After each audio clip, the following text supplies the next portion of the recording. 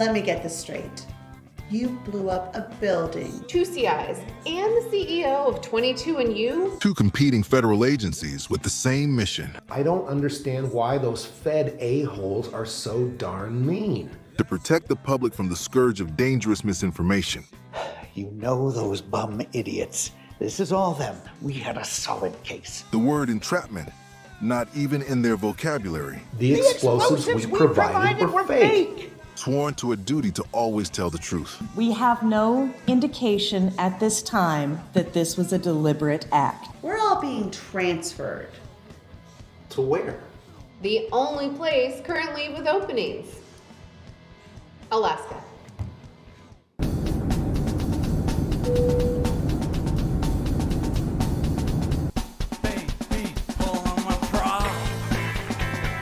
Good morning. Welcome to the office, huh? And we got the retro feel. You know, the funny about federal buildings, they're all different, but they're still somehow all the same.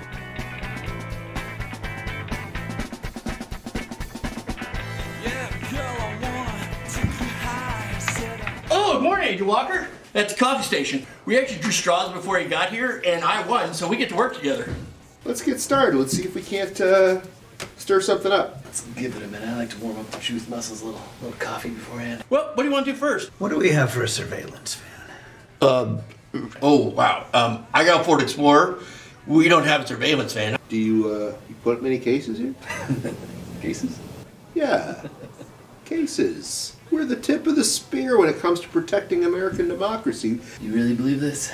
You really believe that people posting crap online is going to cause our country to crumble?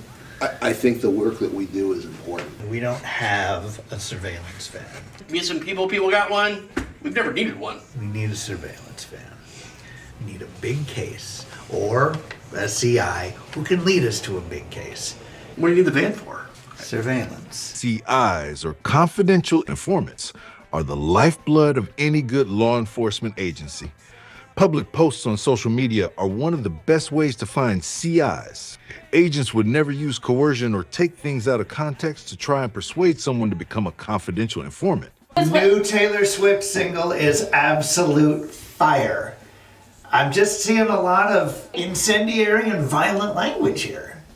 Agents always need to be on their toes and ready to make snap decisions. Is there anything I can do for you guys? Actually, David, there is something you can do for us. Chicky nuggies. Chicky nuggies. What? Cheeseburger. Cheeseburger. McDonald's cheeseburger. Burger King. Burger King cheeseburger. Flame broiled. And chicky nuggets. Oh, baby, know you're gonna like it. I wanna be your beaver pilot. Said, honey, know you're gonna like it. I wanna be. Awesome, right? Is this a loner? This thing's totally legit. What is this? It's got windows!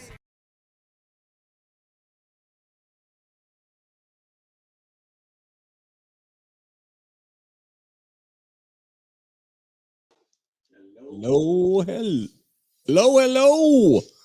Welcome to another show. Hope everybody's having a wonderful evening. I am doing good. Just kicking it here in Alaska. And yeah. I did some more editing this weekend, and it was really funny because I'm trying to get there. You see it at the bottom, it says July 4th. That is the day. July 4th is the day. It's the big day in our show. So we will be a little more volume there.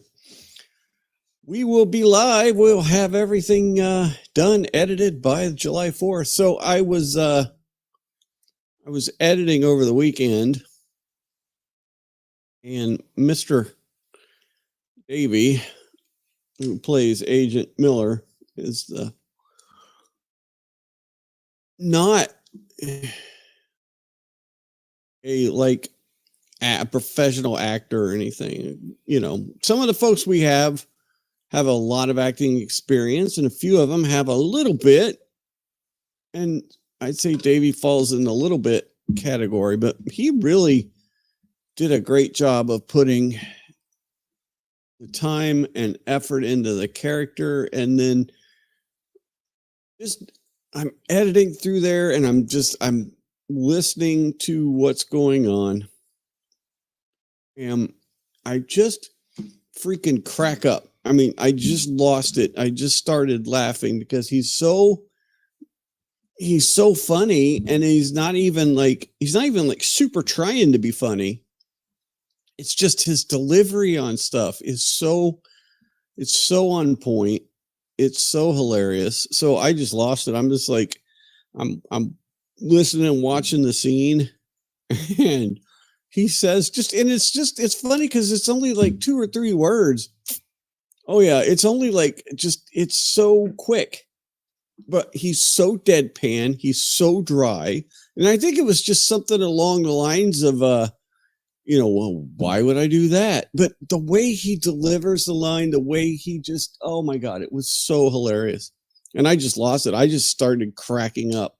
And he's done that to me multiple times while I've been editing this show. Multiple times I've gotten the stuff that he's done and just freaking cracked up about it. And hang on.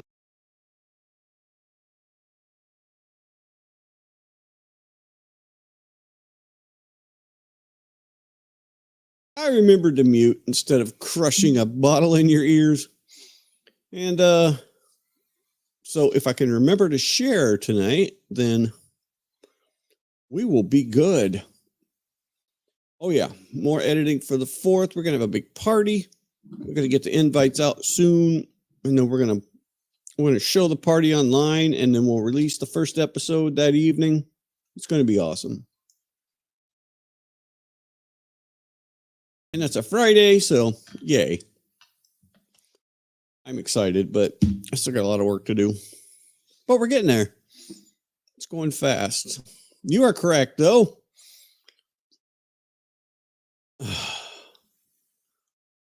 This case is going to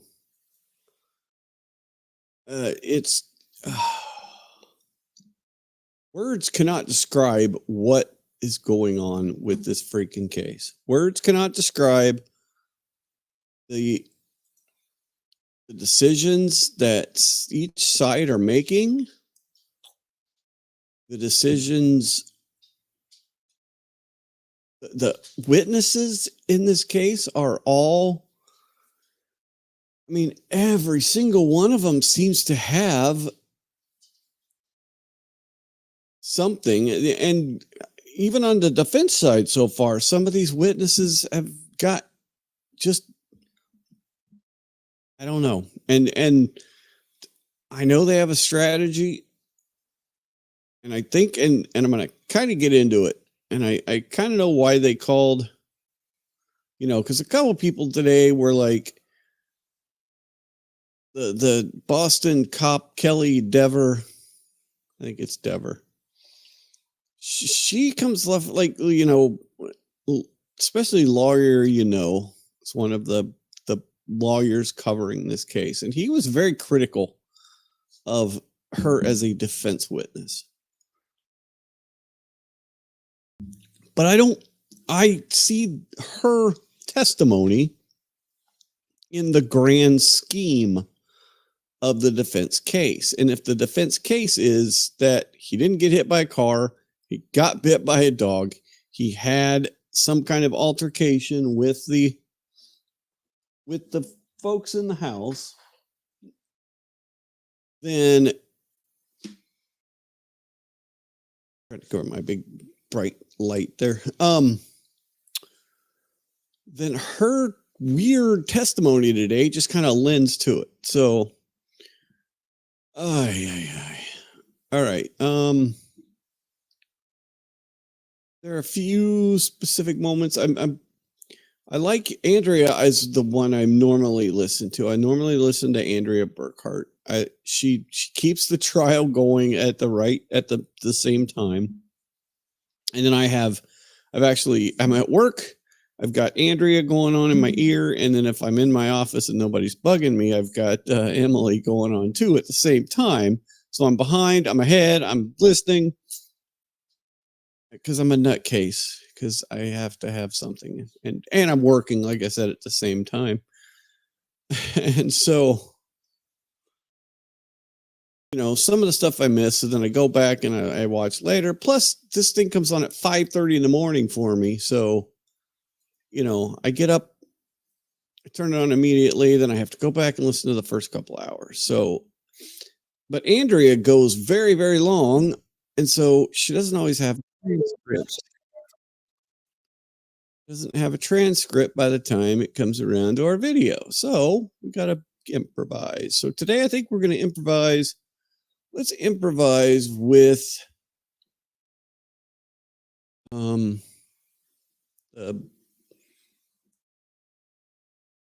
Brandy. I think we'll go with Brandy today for a bit. Maybe we'll skip over to AV, and then I've got Emily tuned up for a few key moments and to kind of get her take on some things. Yeah, he was being, yeah, exactly. And I think he's really trying to find things to be neutral. Like he's trying to find, and there are things that you can criticize the defense for. Just there are things, but they're fairly minor. So, all right, let's. Yes, I am. I got the smoking skin hoodie. Damon is the man. If you do not follow Smoke and Scan, this is one of the best YouTube creators out there. Oh, that would be cool. Yes. Yeah. Smoke and Scan is one of the he's an original. That's all you can really say about him. He is an original. I've been watching him for years. I think I picked him up when there was a chase, and you always find him with a chase, and it's like then you go in and he's got his Tuesday night show, his Friday night show, and and then he covers the LA city council meetings, which are hysterical, and then he covers chases or things that happen in the middle of whatever in Los Angeles. He's in LA. But yeah, no, he's one of a kind for sure. So yeah, I recommend checking out Smoke and Scan on YouTube or Twitch and multiple other ones around. I know exactly. I cannot. Ooh, yeah, no, that's the other thing. There's a reason for the first word. So yeah, he yeah.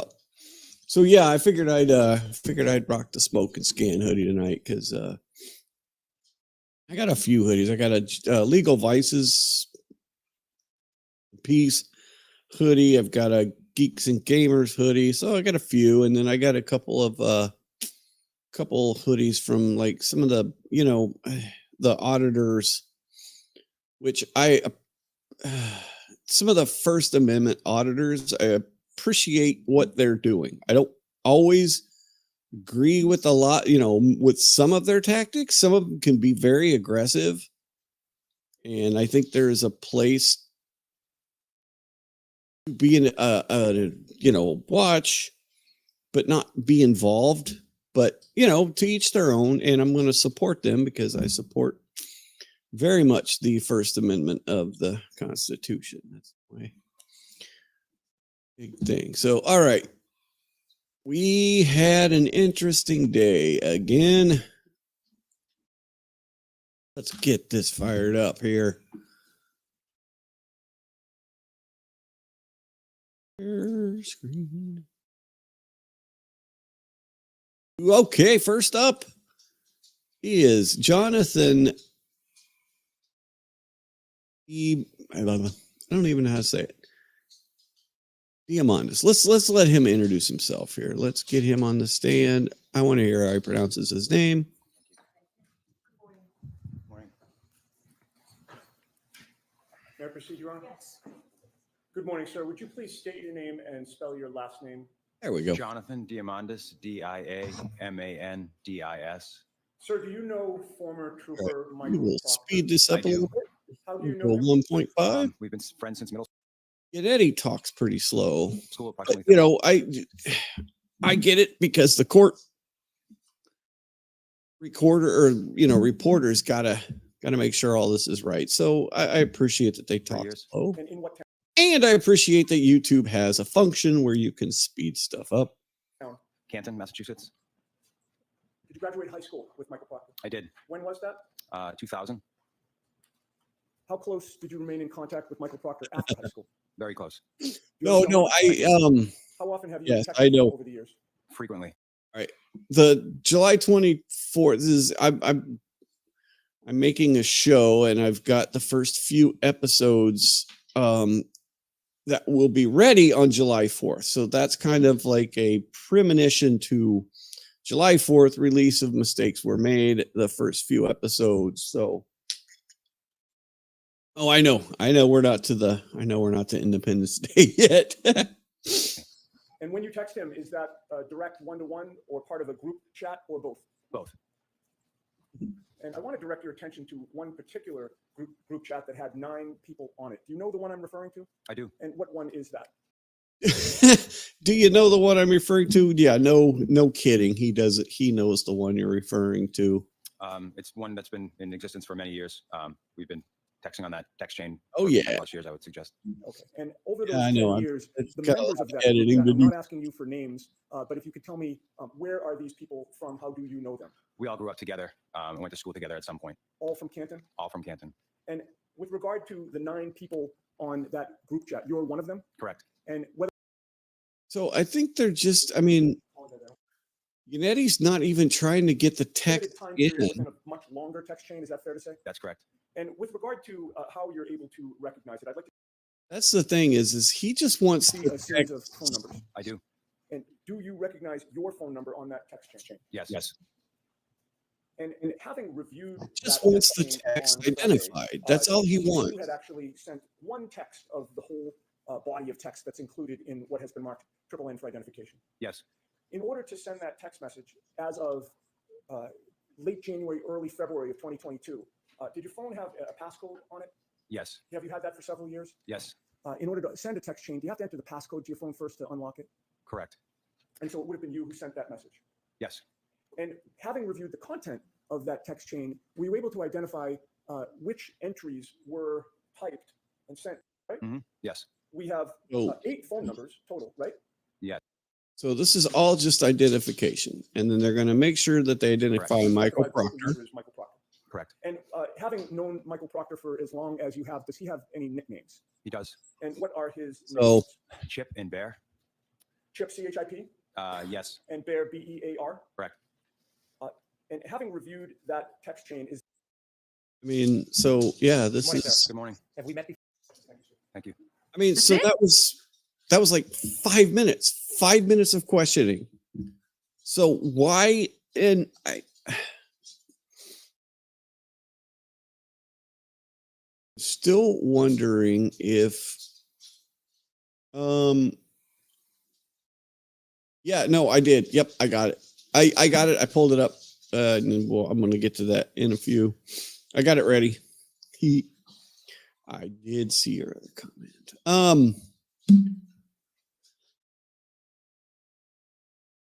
So I don't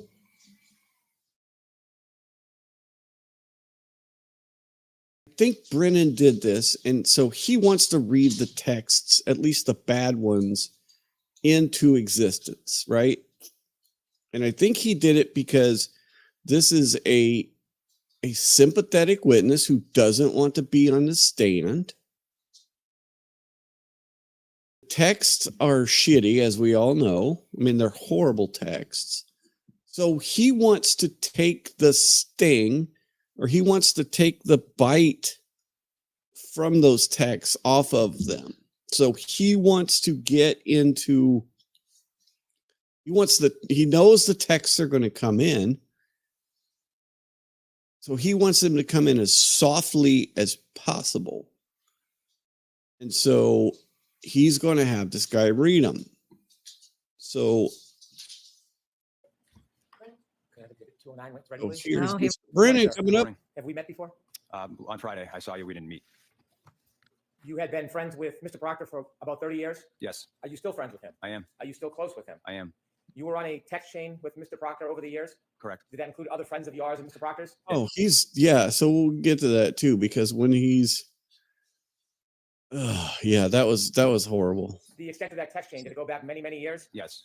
Summarize some of that text chain. Yes. Did it note that there were over 38,000 texts in that group? I did notice the number, but it's What does that matter? Okay, so these guys have been texting for a long time. Proctor texted about this case. He's releasing non-public information about this case, talking about all the crap that went on this. So that Mr. Proctor was. So this is an important thing right here. Chain at a point later on in conversations, but not relevant to the inappropriate comments. Correct. Did you know that Mr. Proctor was fired by the Massachusetts State Police because of his inappropriate comments? Interesting. So Yannetti gets back into this later. Do you know that he was fired for these inappropriate comments? So let's get to the end of the sidebar.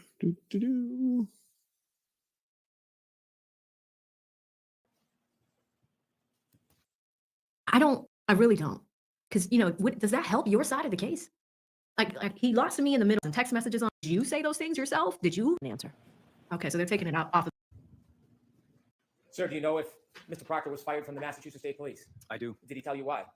It was in connection to this case. I believe it was based on his text messages that were sent to us. Based on these comments that are an exhibit? Correct. So that's what Brennan tried to get in. Brennan tried to get in that he was only fired for these text messages, for these comments that he made. Did you at any time Important point to come back later on. ever defend or endorse these comments? I did not. Did you ever encourage him in his comments? I did not. I don't see anything redacted. The top box, are there not? So then we go on, we talk about the text a little bit more. Is one of the people in the group? John O'Keefe? What is the next? Yes. Okay. Instead of a name, there's. It is. And does he respond to Chip, name of that BPD cop? He does. What does he say? John O'Keefe? What is the next question from somebody in the group? How Yeah. old? Exactly. Respond? He took custody of his sister's Yeah, kids. exactly. He Like, died of cancer, and the father overdosed on her grave. okay, so this right here is one of the most slimy. I mean, we all know that Brennan is a complete. He is one of the worst people I've ever seen. And so I kind of want to see. I didn't catch what Emily said about this, so we're going to find that out right now because she usually has a good grasp on all this. So basically, it's been reported that the kids that, Michael or John O'Keefe's niece and nephew were kind of protected from what happened to his parents. We know that the mom had cancer, but we didn't really know anything about what happened to the father. Well, now we do because of what Brennan says. And the reports, I don't know how accurate the reports are. The reports are that the kids were kind of protected from this too. They didn't know this for sure. Like that's what people are saying, that the kids were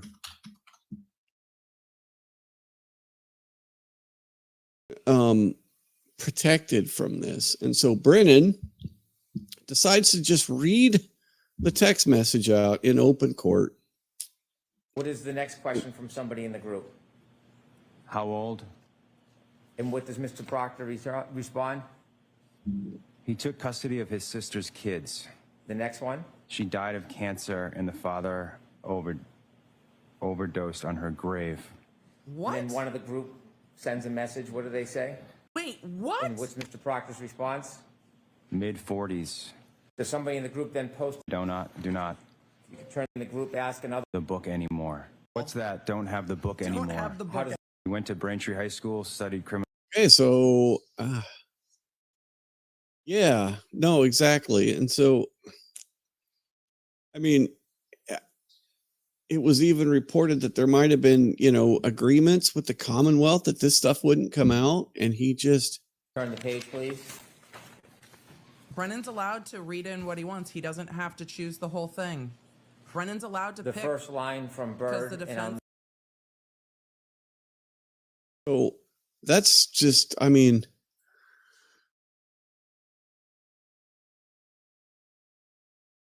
wow, Brennan. Do you see what that is? Yes, I do. What is it? John O'Keefe's Facebook page. What does it tell us about? I mean, why? Why do you have to do that? Why? What? If he gets to pick and choose, why would you do that? Why did the jury even need to know that?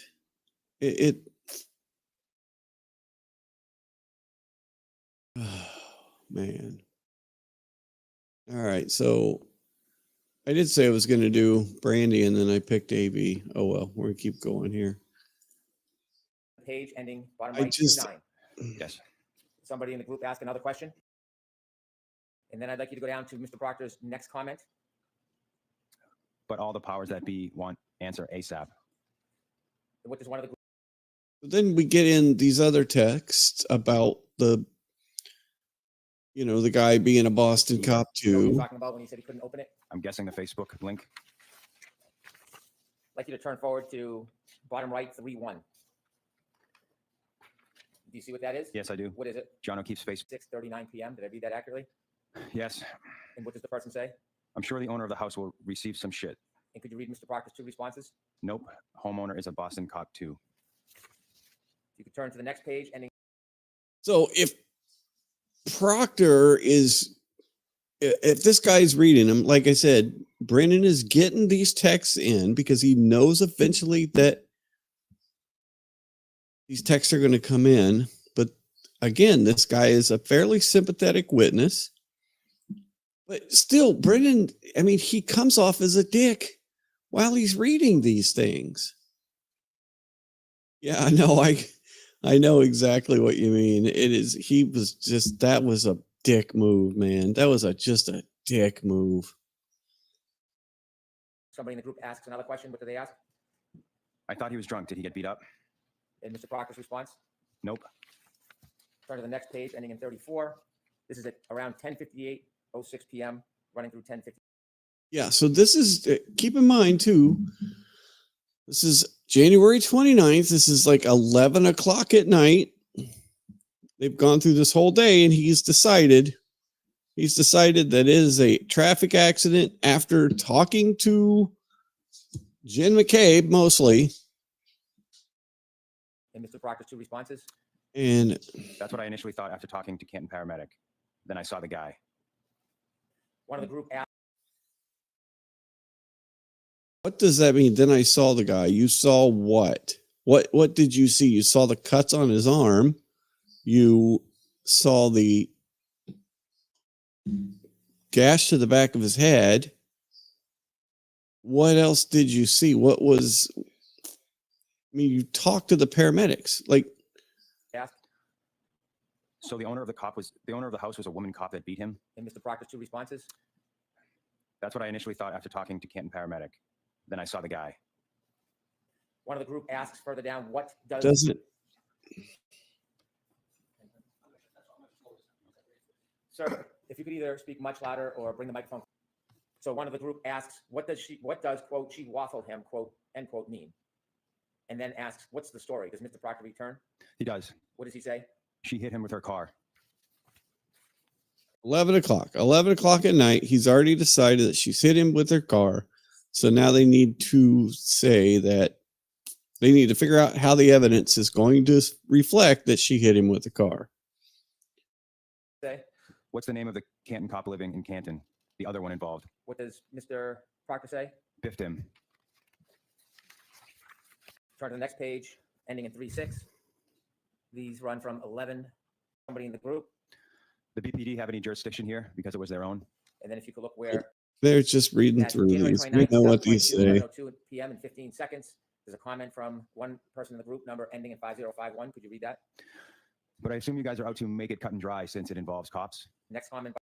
So now we're getting into the bad words. And this is another, remember back in trial 1, Proctor's on the stand.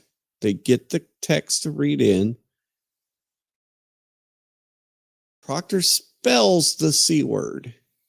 And Bev, to her credit at that time, says, nope, those were your words. You need to say them. And so in open court, Proctor said the word, spelled out the C word, or said the C word and repeated what he said in these texts. Now for the prosecution to try and soften the blow on these things, this is how they come in trial 2. Something stinks. And the comment by Mr. Proctor. Yeah, but there will be some serious charges brought on the girl. And the beginning of the next sentence is gotta be. And finally, the last comment on that page. She hot at least. That's a question mark. Yes. Turn the page, please. Ending in 3-8. Now he's going to be like 5:57 p.m. run through 11:06:39 p.m. on January 29, 2022. Does it begin with comments from Mr. Proctor? It does. Could you read all of them, please? These are not my words. I'm not really comfortable reading these. Do I have to say these words out loud? So I'm going to see you at South. So he gets away with not having to read them because they weren't his words. So, I mean, they're not his words. I get it. So if they call Proctor or they call someone else to try and get these in, these are already now in evidence. These are already now to the jury. So getting them in again would be repetitive, right? So I don't know. I think this is as stupid as this is, and it doesn't solve the Proctor thing. It makes Proctor look like a horrible person. But I mean, this is definitely softening the blow of these freaking Quite the cough there, buddy. What is these that? stupid Them at the text time. messages. You never condoned them or adopted them. No. In fact, you would denounce these, wouldn't you? I would. I don't want you to say words that are not yours. So I'll say the words, and I'm going to ask you if I'm reading accurately. Is that better? Yes. Is that a fair way to do it? Brennan gets to read the texts. This page ends at 11 p.m. 6 minutes 30 numbers 38. Did I read that correctly? This page ends at 11 p.m. 6 minutes 39 seconds on January 29, 2022, ending in numbers 38. Did I read that correctly? Yes. Mr. Proctor says, from all accounts, he didn't do a thing wrong. She's a whack job, and then uses the C word to describe. Is that accurate? That's accurate. So he doesn't even read it verbatim. He just says and uses the C word to describe. I don't even think he said describe her. Let's listen again. Yes. Mr. Proctor says, from all accounts, he didn't do a thing wrong. She's a whack job, and then uses the C word to describe. Is that accurate? That's accurate. Oh, I just caught that. I just caught that. Doesn't even say describe her. He just says to describe. So that is so freaking sneaky. Did I read that correctly? Yes. Mr. Proctor says, from all accounts, he didn't do a thing wrong. She's a whack job, and then uses the C word to describe. Is that accurate? That's accurate. Describe what? Uses the C word to describe what? He then says, yeah, she's a babe. Weird Fall River accent, though. No ass. Are those the words that he wrote? Those are the words. And there's a response at the bottom from one member in the group stating, "Oh, she's skating." Yes. Oh, On the this is page, so ending in 39. stupid. Is that accurate? Yes, it is. Mr. Proctor responds, "Zero chance she's skated. She's effed. She's fucked." Yes, Is that what he said? it is. And then one person in the group says, "No ass bitch." Yes, Accurate? that's accurate. Mr. Proctor, there's a response, laughed at, quote, "No ass bitch." Yes. And I think You ready? Yes. Okay. Somebody in the group says, "Is that chick a smoke?" And then the same person follows up with a question mark. Accurate? Accurate. Mr. Proctor responds, EH. Yes. Nutbag, as my chief would say. Yes. She's got a leaky balloon knot. Yes. Leaks poo. Yes. Are those the words of Mr. Proctor? They are. Did I read those accurately? So again, And then a person in the group says, "What are you guzzling on?" And this is on the bottom. One of the members of the group says, "Writing a warrant." That's accurate. From Mr. Proctor? Yes, or anybody in this group. You were not part of any of these conversations with Mr. Proctor, No, but you're still friends with him? I am. so this is weird here Never too. suggested framing. So Brennan's now going to ask if Proctor has ever admitted to a crime of planting evidence. Like Proctor's just going to type that out to a group. I mean, I realize that Massachusetts is the second dumbest state in the union. I get it. And Proctor has proven that he's an idiot, right?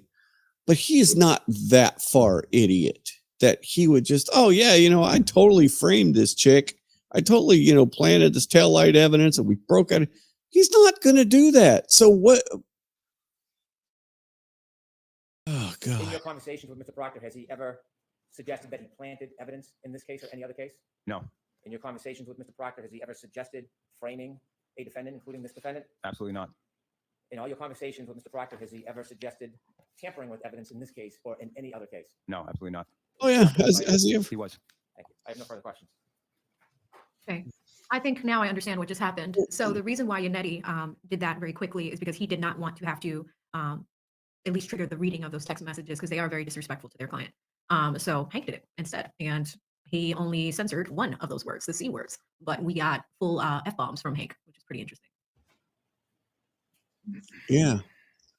Sir, at the time, Michael. So this is an important site or an important recross or redirect, I guess, because this is their witness. Very important redirect was here. revealing this information on this high school group chat. Was this information public? I have no memory one way or the other. Good question.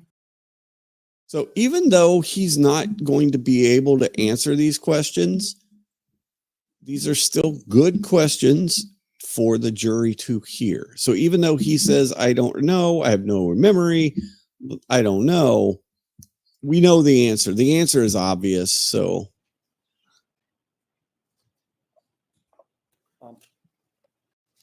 At the time, Michael Proctor was texting these messages to you and your other high school friends. Were Ms. Reed's medical conditions public? Did you know anything about Ms. Reed's medical conditions? I didn't know anything about this case at all. Michael Proctor was the one revealing those details about the case to you and anybody on the chat who cared to read them, correct? Correct. And you were asked questions about why Michael Proctor was fired, and I believe you answered in a shorthand way for these text messages. Were you aware he was fired for being biased? I'm not aware of that. Were you aware that he was fired for revealing confidential information about? So Brennan has the gall, and I realize he's an attorney, and so he has the gall to bring up that Proctor was fired, to say that Proctor was fired over these text messages, but he wants to object if the defense wants to bring in the other reasons he was fired. What the? About why Michael Proctor was fired, and I believe you answered in a shorthand way for these text messages. Were you aware he was fired for being biased? I'm not aware of that. And I don't now at this point, I don't believe this guy. I do not believe it at all, because the reason Proctor was fired was a public document.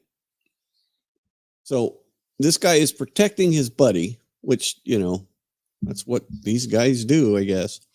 He knows why Proctor was fired. He read the document. Were you aware that he was fired for revealing confidential information about an investigation? I was not aware of that. And were you aware that he was also fired for conduct unbecoming a state trooper and a lead investigator in this case? I was not aware of that. I have no further questions. Conduct unbecoming because of these. So then Dummy gets up. Recross. Grinning. You're not aware that he was fired for conduct unbecoming because of these text messages? My understanding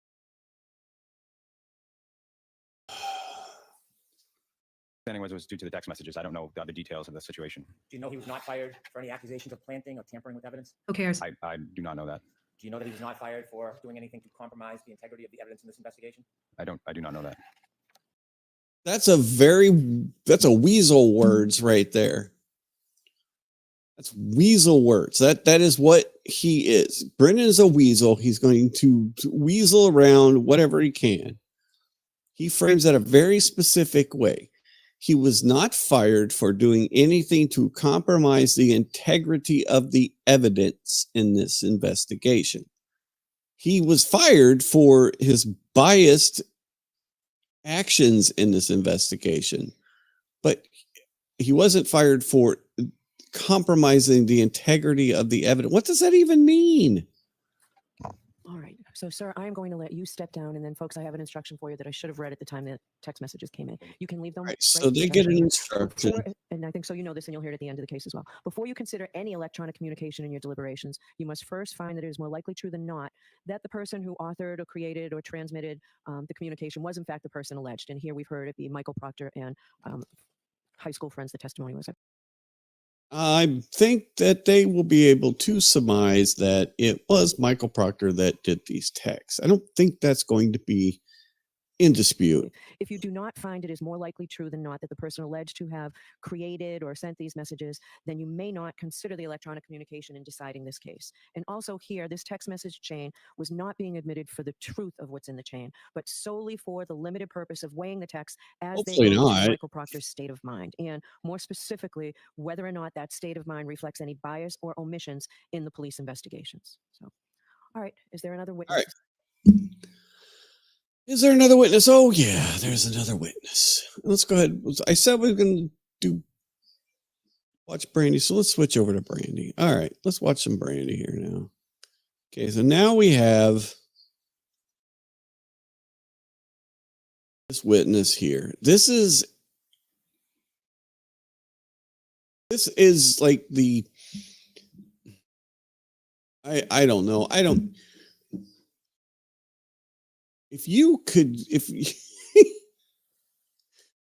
We should probably go at some point in time, if there's ever like a short day. I think Thursday is a half day, maybe. Or if there's ever a day off or whatever. The next time we have like a short day, I think we need to take all of the witnesses that have testified so far in this trial and rank them by weirdness of their testimony. And that is going to be freaking hard to do. It's going to be hard to rank these people in the weirdness scale because, I mean, good God, you got Jen, you've got Carrie, you've got Nolte, you've got Gallagher, the cop, you've got Man Shannon. Oh my God. We got Man Shannon. We got the Blue Man Welcher. We have got so many weird testimony in this case that it's just like, how do you rank? And then we get another one today. So here we go. Morning, ma'am. May I inquire? Yes. Good morning. Could you state your name and spell your last name for the jurors, please? Kelly Dever, last name Dever. And what do you do for a living? I'm a presently? police officer, Where are you employed? Boston Police. How long have you been so employed with the Boston Police Department? Speed this up. 2 years and a little over 2 months. Where'd you work before that? All right, so this just kind of rolls on. Everything's going pretty good here. All right, Canton Police. so Were you a sworn officer at that time? At what time? When I was employed there? When you were employed by the Canton Police Department? Yes, I was. As a sworn police officer? Yes. Okay. What was your duty assignment in January of 2022? I was a patrol officer. You're familiar with the case that's presently before the bench, correct? In some capacity, yes. Commonwealth versus Karen Reed. Yes. All right. Did you ever prepare any kind of report based on any of your conduct or your connection with this case, if there was any connection with this case, while you were a Canton police officer? No. So he just goes on. Have you been interviewed by anybody with the Massachusetts State Police or with the Canton Police? No. Were you ever interviewed with the Massachusetts State Police with regard to any of your observations on January 28th or January 29th, 2022? No. And you never wrote a report about your observations or any observations that you had on January 28th or January 29th, 2022, correct? No. That was a double negative. Let me try that a different way. Did you ever write a report about your observations related to January 28th, 2022, January 29th, 2022? No. Thank you. As a matter of fact, the first time you were ever interviewed in connection with anything having to do with this case or this investigation related to the death of John O'Keefe was by a separate law enforcement agency, not the Massachusetts State Police, not the Canton Police Department, correct? Yes. That was in August of 2023. Is that right? Yes. Do you remember the exact date? No. August 9th, 2023. Does that sound right? About right? I know it was the summer of 2023. Okay. So we have January 29th, 2022. And then she is interviewed the summer, August of 2023. She had specific memories about this case. She had specific memories about what she saw. And yeah, so let's just keep going. Yes. Does that refresh your recollection that it was August 9th, 2023? Yes. Okay. I want to direct your attention. Where were you working? What was your duty assignment on that day, January 28th, moving into January 29th? Well, 3.5 years later, I remember I was on patrol. I don't remember anything further about this night. Did you work overnight, like a late shift going into the morning of January 29th? That was my assigned shift, so yes. Okay. Who else was working with you right. on that particular day? If you Right back, I'm going to grab a water. Sergeant Good, Officer Mullaney, Officer Seraph, and Officer Pasquarelli. And what generally was your assignment when you went into work that night on January 28th? Patrol. At some point, either that evening or the early morning hours of January 29th, did you note that a call came in related to a person found in the snow, unresponsive in the snow? Yes. Tell me about that. Nature of the call and where were you? I was in my cruiser. A call came in that said person in a snowbank, something along those lines. Immediately followed by that transmission, my sergeant requested that I come to take over dispatch. Is that Sergeant Good? Yes. Okay. Did you, in fact, respond back to Canton PD to take over dispatch? Now Yes, we're so I was getting, already in the parking lot of the Canton Police while this took place, so I was already. This is all foundational stuff. She came in, she took over at dispatch so they could go do the thing. She knew. So now they're going to ask her, did she know who Brian Albert was? She didn't know him until now. Who was Kevin Albert? Yes, she knew Kevin Albert because he was a detective. She knew Higgins because he was there. He had an office there. She knew the chief, obviously. So they just kind of go through this thing. Then they're going to ask her about the cameras. In dispatch, they were camera screens, but I don't know. Monitors? Yes. Does the dispatch area also have monitors of Now they're going to talk about cameras. I know there was camera screens, but I don't know if they were on TVs or computers or where in dispatch they were. I don't recollect where they were or how they would be accessed. They were in the room somewhere. I can't be more in the room. Where cameras were in the Canton Police Department, I don't recall. The media's Now she's starting to get a little feisty. She was doing okay. 2.5 years since I've. You keep saying 2.5 years later. So let her finish her answer and then ask the question. Sure. It's been years since I've been in that room. They were somewhere in the room. Where cameras were in the Canton Police Department, I don't recall. The media's provided me information since this case took place, and I can't speak on what's my recollection and what's been media provided. There are cameras. Shit. I don't know where on my memory where they are. So has the media informed you that there were internal security monitors at the dispatch location? So the objection is sustained. Next question. What do you recall from the dispatch room, as you put it? What do you recall being there? Those are the two computers that I would have been positioned in front of during this time. Is a garage essentially. Okay. So now they're gonna. It would make sense because that's where we bring prisoners to drop them off. There were cameras in the Sally port. Thank you. Oh, she finally gets it out. They argue for like a minute and a half over whether there are cameras in the Sally port. All right, so now we get to what she told folks here. And so I'll rephrase it. Is there more to that? Why did Good call her? She might be the one who. It So was now around we're at 1:40. a damn Somebody saw sidebar. and All right, Berkowitz so on in the cameras, like in the Sally port, together with the car. But again, speculation fingers. I don't know. Like, I don't. I honestly don't. One of the cameras, one of the monitors that you had access to back on January 29th did show the footage from was footage that you could see on a monitor in the dispatch area that showed the sound.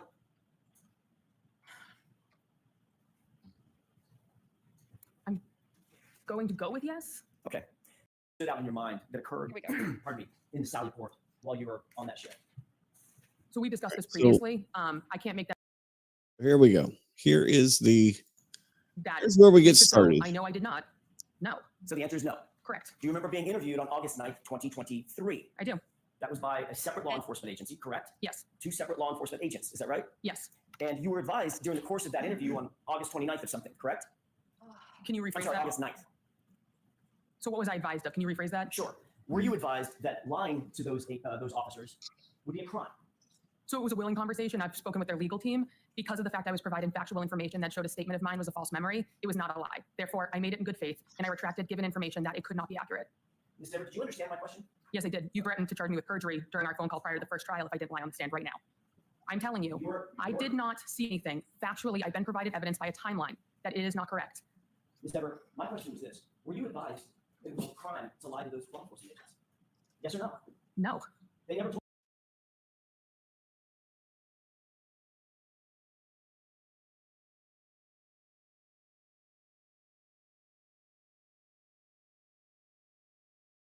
They never admonished you that it would be a crime to lie to them? Objection sustained. As to form, Mr. Jackson. Willing conversation? Yes or no? I don't recall. Okay, there's your answer. You don't recall if they advised you of anything? No, because it wasn't. Go ahead and ask a question, but both of you only one at a time, okay? As a trained law enforcement officer, are you aware? Higgins, did you tell these law enforcement officers that you, in fact, saw Brian Higgins and Chief Berkowitz go? So you knew that when you spoke to these law enforcement officers, correct? Yes.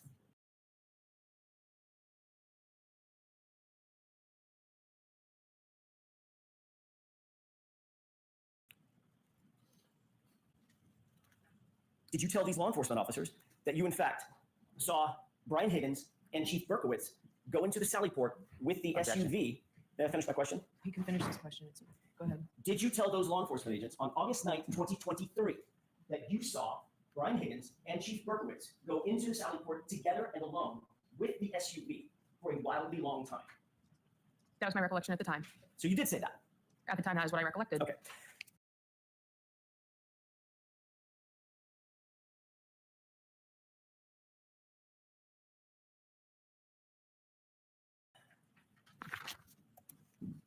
Oh, boy. Did you indicate that you noted,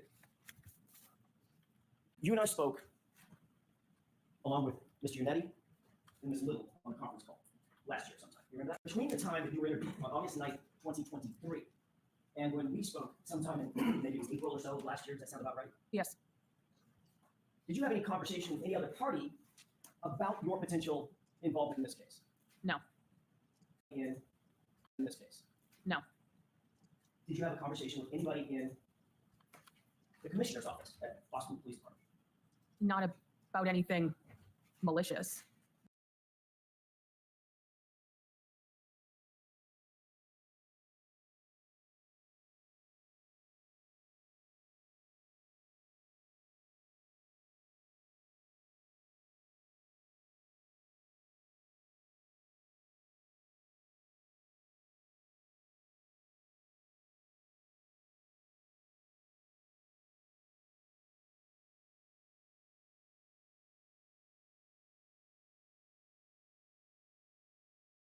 in this case? No. Did you have a conversation with anybody in the commissioner's office at Boston Police Department? Not about anything malicious. I didn't use the word malicious. Why do you say malicious? I had a conversation, but it was my department saying, regardless of what I need to say on the stand, they support me. You were asked to go to the commissioner's office, correct? Yes. How long had you been on the Boston Police Department at the time that you were invited to go up to Commissioner Michael Costin's office? Released information to outside people. That's not my question. Okay, so I don't recall. Okay. You don't recall how you had been on the force, generally, at the time that you were called up to the commissioner's office, on the Boston Police Department? No. Was it 5 years, 2 years, 2 months? Give me a ballpark. So I've been on the department for 2 years and 2 months. I would say somewhere in the range of a year. Okay. Did you find it unusual would you call yourself a rookie back then? Yes. Did you find it unusual that a rookie police officer would be called up to the commissioner's office? Given the fact he is someone who wanted to show support for his officer. So I'm guessing all of your training class, or all of your entry classes at Boston PD, they've all gone up to the commissioner's office as well? I don't know anyone else who's been in this particular circumstance. Do you know anybody else who's been called up to the commissioner's office at your level at the Boston Police Department? Objection. Sustained. Objection. That's sustained. Now, when you went up to the commissioner's office, did you respond to his indication he wanted to see you up in his office? The two of us? General counsel of the Boston Police Department? No, it's just me and him. During the conversation we had last year, did you say that general legal counsel for the Boston Police Department was also there? Not during that conversation. Objection. Next question. Sure. Was there another time that you went to the commissioner's office where general legal counsel was there? No. Have you ever met general legal counsel for the Boston Police Department? Yes. Was it in the commissioner's office? No. When was it? During my conversation with the agents. You took a lawyer with you to talk to this other law enforcement agency? I'm going to see you type out of this.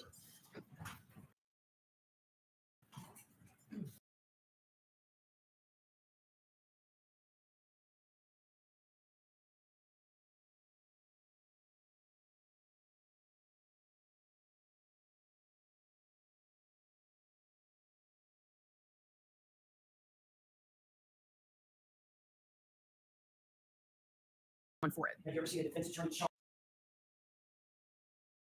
Setting.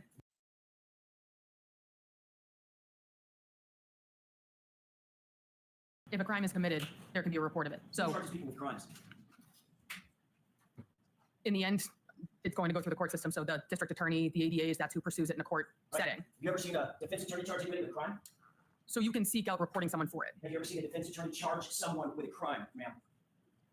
Personally, no. Right. Fact of the matter is, nobody ever threatened you with perjury, did they? Oh, they did. Yes. That's I contacted the FBI regarding it. Oh, did you? I did. You have a report?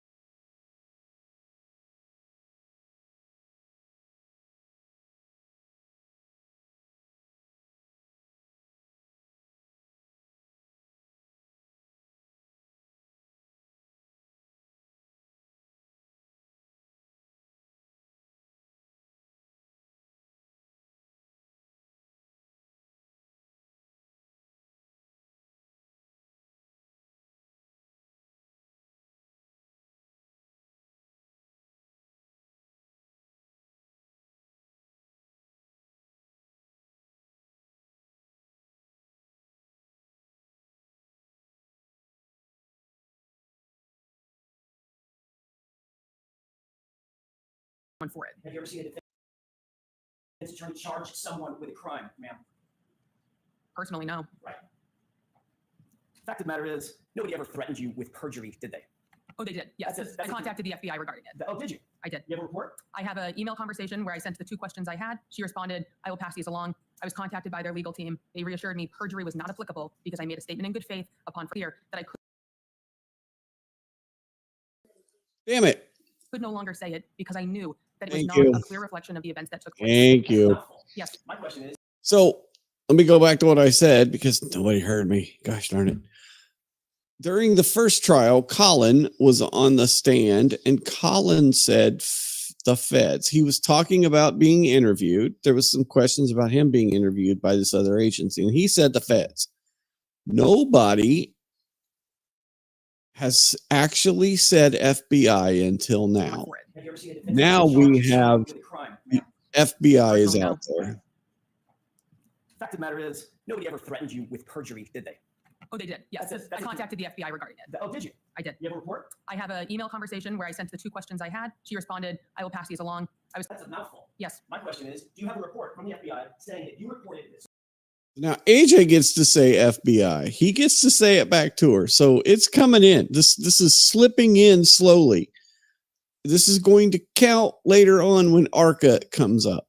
So last time, some of the jurors who gave interviews said that they thought ARCA was hired by the insurance agents,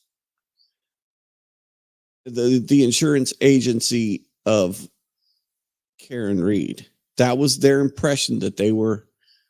So hopefully this jury can take a little more of a hint and realize that no, ARCA was not hired by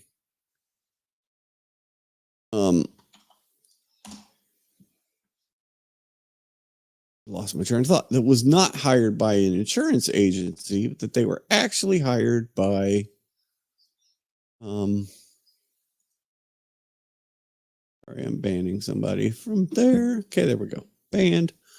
That they were hired by the other agency that's come into this case now a few times. So I think it's gotten more obvious in this case, hopefully. So now we basically. Oh boy. So beyond the scope, so you have to keep it. There's more to the statement, Your Honor. No. That's a.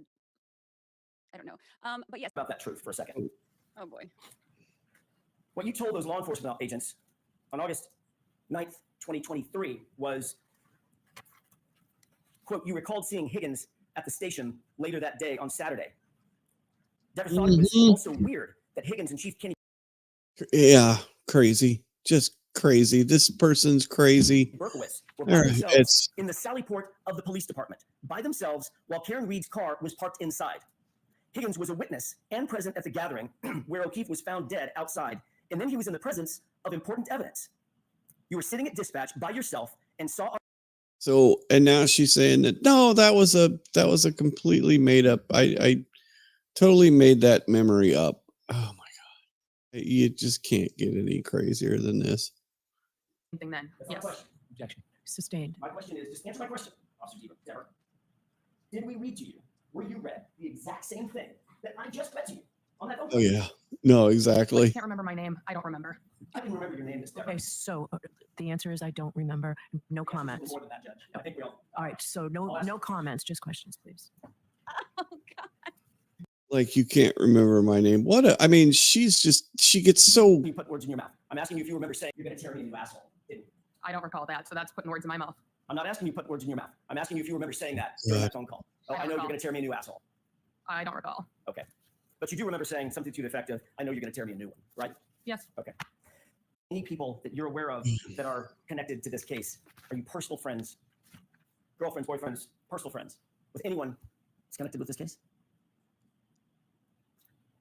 Other people who's been on the witness stand, one person, yes. Who's that? Sarah Levinson. Oh, she's friends with Sarah Levinson. We became friends in middle school. Crazy. Watching the trial, this trial? Clips in passing, but no, it's 6 hours a day. So I work during the day shift. No. So you've seen some of the footage of the goings on in this case, correct? Yes. Testimony. Were you aware there was a sequestration order? I don't know what that means, so no. You're a sworn police officer. You don't know what sequestration means? No. In terms of witnesses? No. Not watching the proceedings in order to affect their testimony? No, I wasn't aware. But you did tune in to the case, correct? In small clips, yes. And you did, in fact, on August 9th, 2023, have a fulsome conversation with 2 sworn police officers about your memory of what you saw, your observations on January 29th, 2022, correct? I don't know if they're police officers necessarily, but yes. Law enforcement agents, how about that? Yes. Another time he gets to slip it in. He gets to slip in that word agents. Oh boy. And that conversation. Oh my goodness. All right. So then Brennan, what didn't cross her for very long. case- So basically, No. You were subpoenaed by the defense. Yes. Did they tell you that there was a sequestration order or that you shouldn't watch any of the footage? Did they fairly inform you about what the ground rules were? No, and I wasn't part of the first trial, so I had so don't you think that if there was an order, if you have a subpoena to somebody, don't you think that subpoena kind of has the ground rules about don't watch the trial? I would like to see that. I'm speculating totally, but I would like to see a copy of the subpoena that went out to see what it says about watching the trial, not watching the trial. I would think that that would be on there, because the only ones that would even normally have a release from a sequestration order would be a expert witness. So I'd like to see. So, okay. So that's about it. Ever intimated, suggested, or advised you to say anything other than the truth, have they? No. Have you been given? So yeah, I mean, it basically the commissioner, she gets called up to the commissioner's office. Commissioner says, "Do what's right," and we kind of we skipped that. I want to see if that what's right. Oh man, it's not showing up.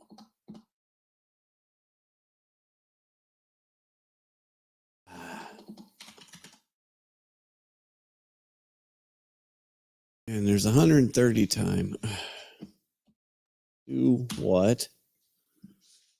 Do what? Do what? Do what?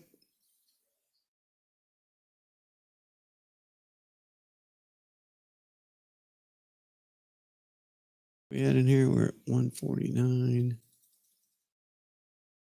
Here. So yeah, basically the commissioner said, do what's right. Take that however you want to mean. So, I mean, I'll do the right thing. Okay. that he supports me. And Just wanted me to tell the truth up here. and his words were do the right thing, correct? I don't recall. I mean, look at the little smirk. Watch the smirk. Watch the smirk. Asked you what he said to you. What were his words to you?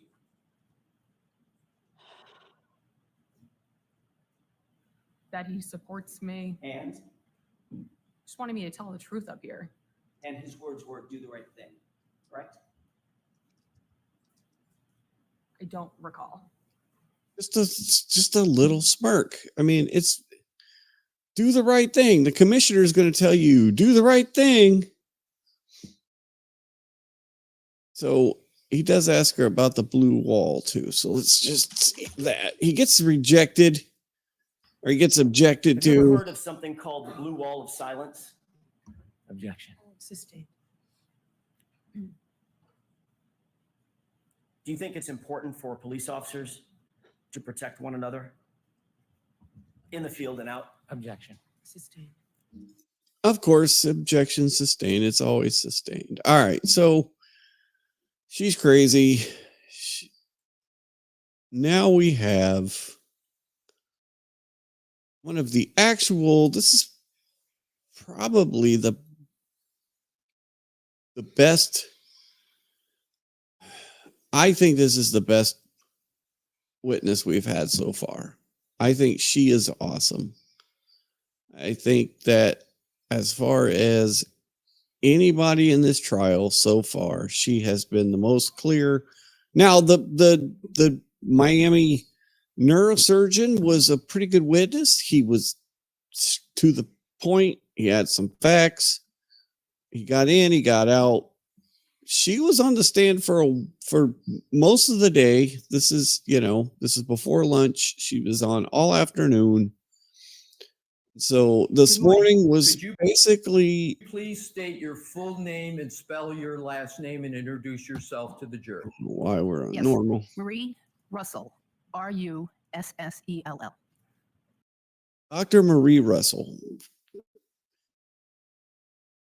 You guys, I mean, most everybody's seen it. So, she was a police officer in the 70s. She went to medical school. She has been in a pathologist, a forensic pathologist. She's been an attending ER doctor. She is, and she has had the availability throughout her career to study animal bites and just animal interactions and animal injuries to the human beings. So she is, she's written about it. She's edited books about it. She's written articles about it. She studied it. And it's not a, as she says, as we'll get into later on, because the direct is really good. I mean, she just kind of goes through everything. They really set up her expertise. Maybe obvious, but let's just make it perfectly clear. Why is Los Angeles very busy for an emergency medicine practice? Well, it's a big city, and in this particular hospital that I was at, it was right in the heart of the city. It was in the, near the downtown, but it was in a very, very busy and underserved area, so it was very busy. Yep. I mean, can you imagine being in a big, giant hospital in LA? Oh my gosh. Pathology, of course, is the study of disease. And so I did the 2 years of anatomic pathology, also at the same busy medical center. And after that, I did a fellowship, 2-year fellowship in forensic pathology at the Los Angeles County Medical Examiner's Office. So, yeah, she's she's one of the most qualified people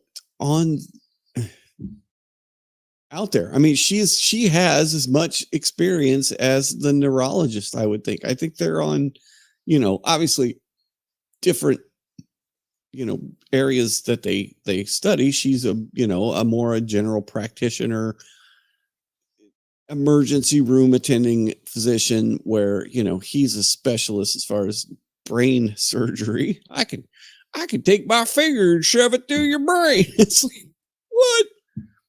Yeah, Mr. Brain Guy. So yeah, so they take a very long time to set up her building, and it was very close to what was the expertise, why she can talk about this. She talked about the and then they get into the dog, it's slightly blurry. Mandible, lower jaw, back injuries, abrasions, tears, punctures. Is there any relation to the teeth in any of those categories, or can it be just general? Well, oftentimes, because the canine teeth are so long compared to the others, they are the ones that seem to cause the the puncture wounds, and those are the ones that appear to get the grip on the person's. So yeah, so they set this up. Then they go into the picture of the arm. Let's see if we can. We all know this picture. 67. Okay. Now we get into the Do arm. you recognize Exhibit 167? Yes. And how do you recognize that? Well, first let's start. What is it, and then how do you recognize it? Are depicted in that exhibit? Yes. Now, so let's start with pattern the jury. What method you used in forming your opinion without yet stating what your opinion is? Well, I used pattern recognition and differential diagnosis. Okay, so basically, you just asked her, "Did you form an opinion about how those wounds got there?" Yes, I did. And so then they're going to go into how did she that may do be it. causing whatever it is that they see. So, Mr. Wolk, if you could take that, we're I'm going to come back. I'm skipping through this because I really want to get to Cross, because I think she came off very well as far as, and I'm hoping the jury picked up everything that she says. They're going to get into Alessi covered everything. He covered a lot of what Brennan would try to do on Cross. They're going to talk about confirmation bias. Well, you saw this was a bite. How did you do it? Well, this is where they're talking about the We're going to come back to the differential diagnosis. I just wanted to have that question for Other potential causes of wounds. So, and what they would look like and the configuration, the patterns, etc. And then I figured out why these other potential causes of wounds in the arm did not fit this case. So is phraseology a synonym for what you looked at in terms of coming to your opinion, conducting a differential diagnosis, and We're gonna run real quick. I'm gonna let this go for a minute, and I will be right back. Taken at the hospital. There were pictures taken at the medical examiner's office. I looked at the medical records. I looked at the autopsy report, and I looked at other reports from the Massachusetts State Police, and then that's what those are some of the things I looked at. Did you look at any photographs, including of clothing? Of what? Clothing? Oh yeah, clothing, of course. What clothing did you look at? So there was a shirt like a hoodie shirt that I looked at that had many defects in it. And when you say defects, what do you mean by defects? Is there a more layperson's term? Holes. Thank you. Did you look at any history of any dogs with regard to any municipalities and dog incidents? I'm going to sustain that, Mr. Leslie. Did you look at any municipal records with regard to your review in this case? So that's sustained. With regard to other documents, if any, could you describe any other documents that you looked at? Well, I also. I'm going to see you at time. All right. Thank you for holding on there. And I got back right into. Matter of fact, Okay. which I So this Dr. Russell is very likable. He is very likable. She is not, and she's a pretty sympathetic witness. So, all right, let's get on. Woke, if we could please put the exhibit to. Based on your review of all the materials that you had described and your experience that you had described, without stating it, were you able to come to any conclusions or opinions about the source? Wounds. Do you have the pointer? I do. And if you could use the screen that Her Honor has requested. So there are multiple groupings of wounds right here. Here's one on the what I So, consider the upper arm, right which is before above lunch. the elbow. Here's another grouping. Here's an interesting complex grouping lunch, at the elbow. These are all at the posterior surface of the arm. And there's another grouping down here on the forearm. These multiple groupings are patterns. And they are, in my opinion, were inflicted by the teeth and claws of a dog. We've discussed. There it is. previously pattern- So let's look at this in a combination. We asked the question, why do we have Dever on the stand? Why do we have the text message person today? We've had all of the cross. We had all of the cross of Yuri. We've had all of the cross of all the other witnesses for the Commonwealth. A lot of them had very good cross examinations taken or happened to them, where we've gotten some of that stuff in. Now we're in the defense's case. What do we have so far? We've got Mr. DeSogra, who really was another really good witness. He didn't lose his temper. He didn't fight. He didn't even fight Hank. And I think Andrea was talking about that today. DeSogra didn't fight Hank when there was something that he agreed with. He said it. And so he wasn't obstinate like Welcher and Manshannon were, right? Manshannon and Welcher were complete obstinate pricks on cross-examination. On cross-examination, DeSogra was like, this and that. And, well, you didn't do any of your own research. He's like, well, no, because I relied on the reports of your experts. I'm allowed to. And then Emily made the case today, too, that Brendan say, well, you didn't do your own thing. You didn't prove anything. The defense doesn't have to prove anything. The defense has to poke holes and create doubt about your case. So that's even getting close to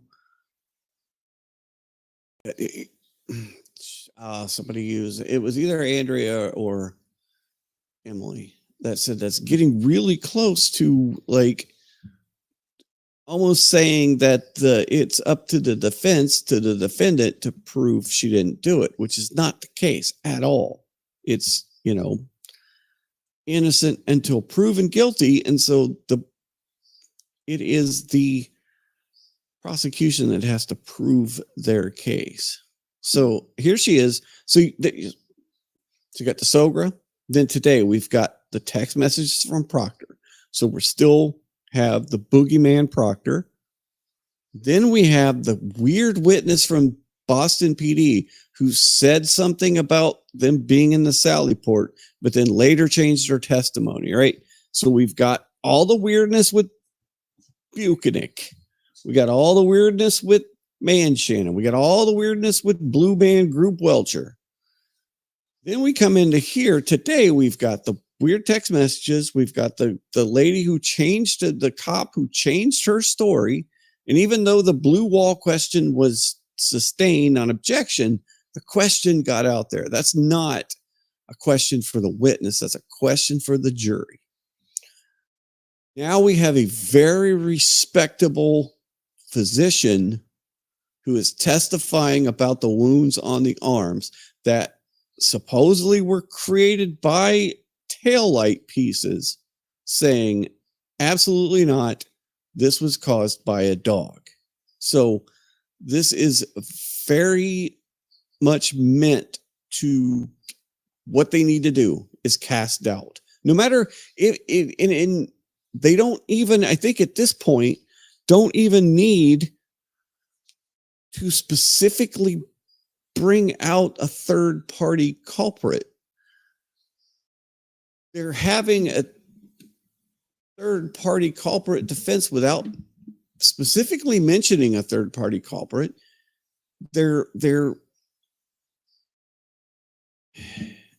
It's interesting. I mean, they're not saying it was Brian Higgins. They're not saying it was Brian Albert.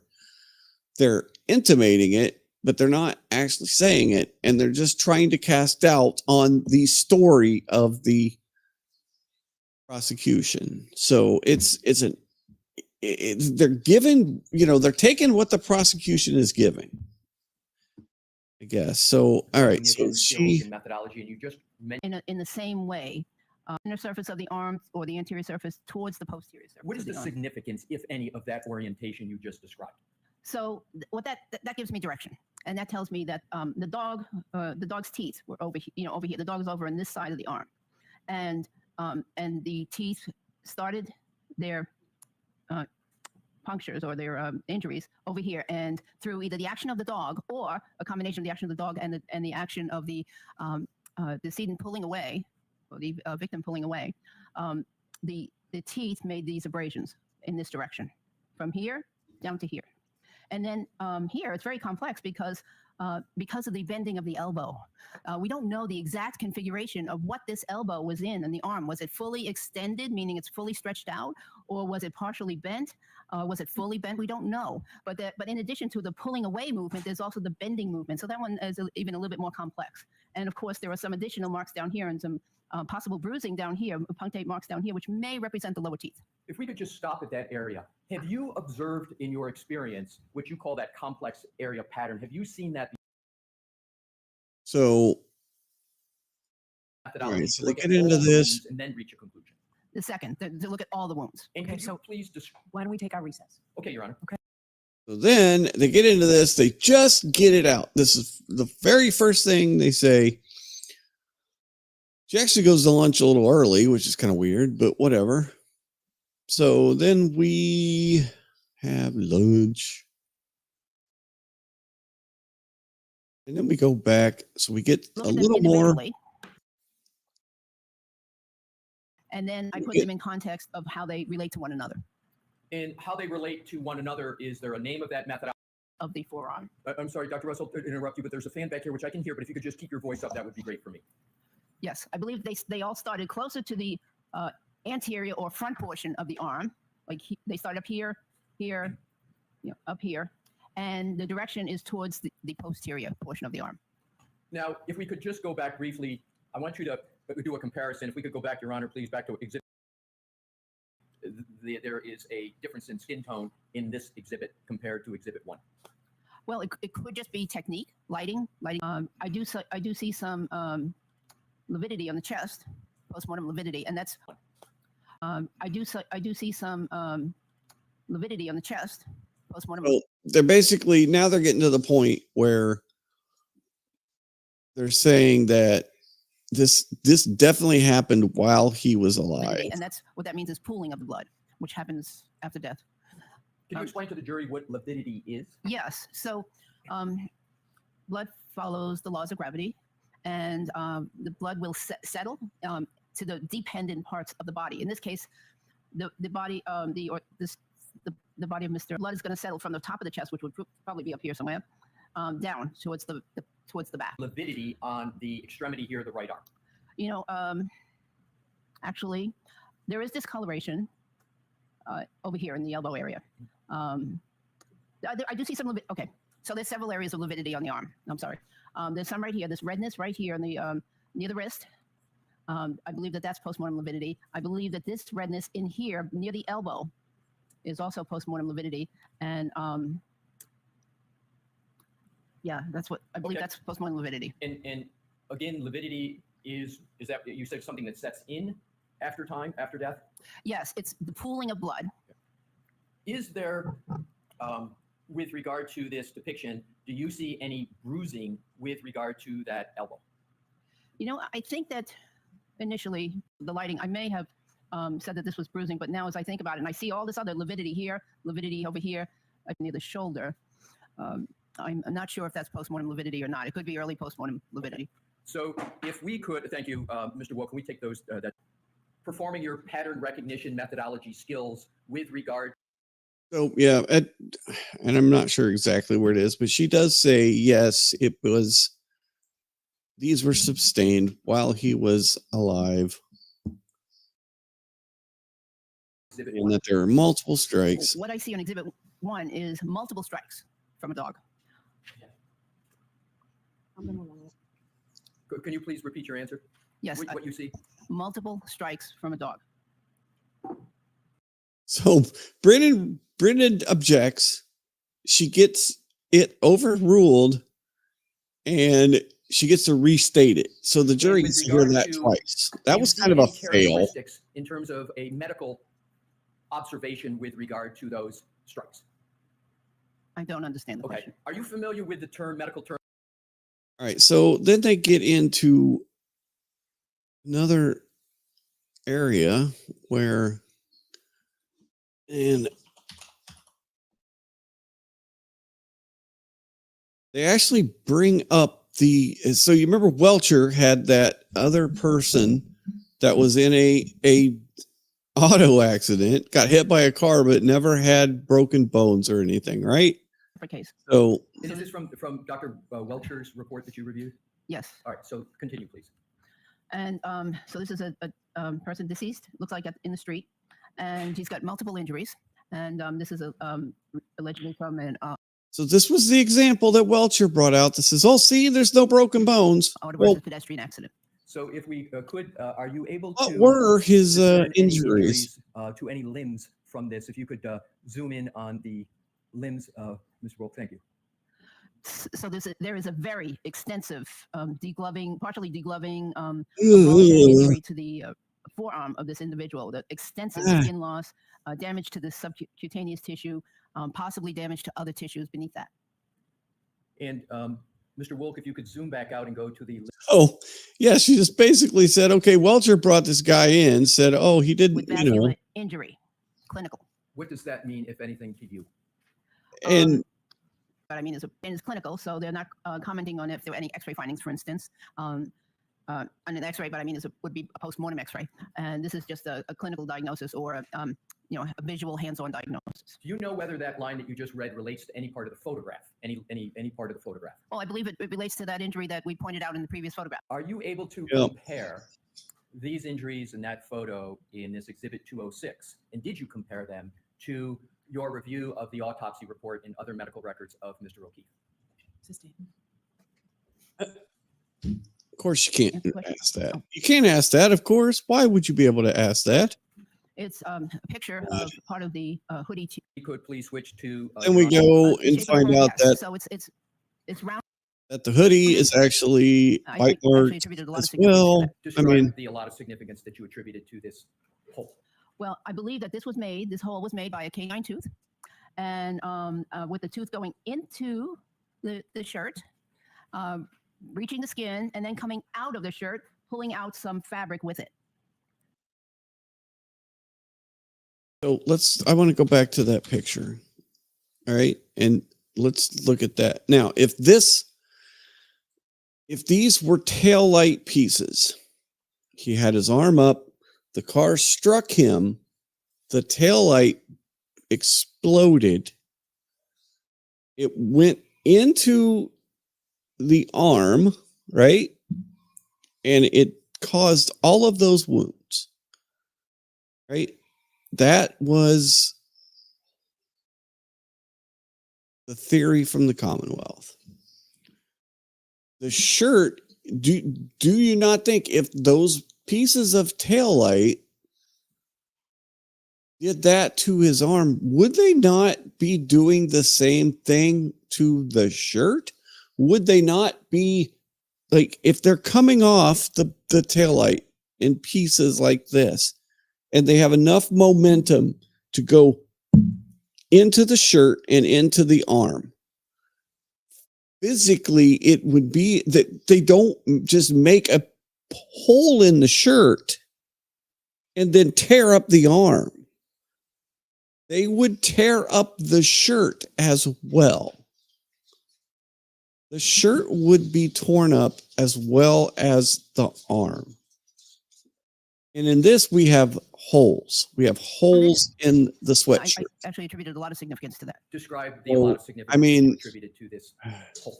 Well, I believe that this hole was made You by a would canine have- tooth, and with the tooth going into the shirt, reaching the skin, and then coming out of the shirt, Yeah, pulling out some fabric with it.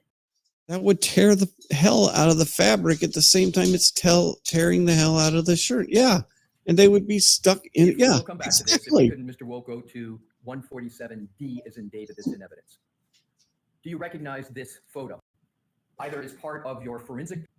Have you in your career examined clothing either as part of your forensic pathology practice or your emergency medicine practice to determine the source covering all the bases. Covering all the bases. How many times have you done that approximately in your career? Several hundred. And Several hundred. So I mean, this is one hell of a witness. So okay, so what is depicted in this exhibit consistent or inconsistent with a motor vehicle accident?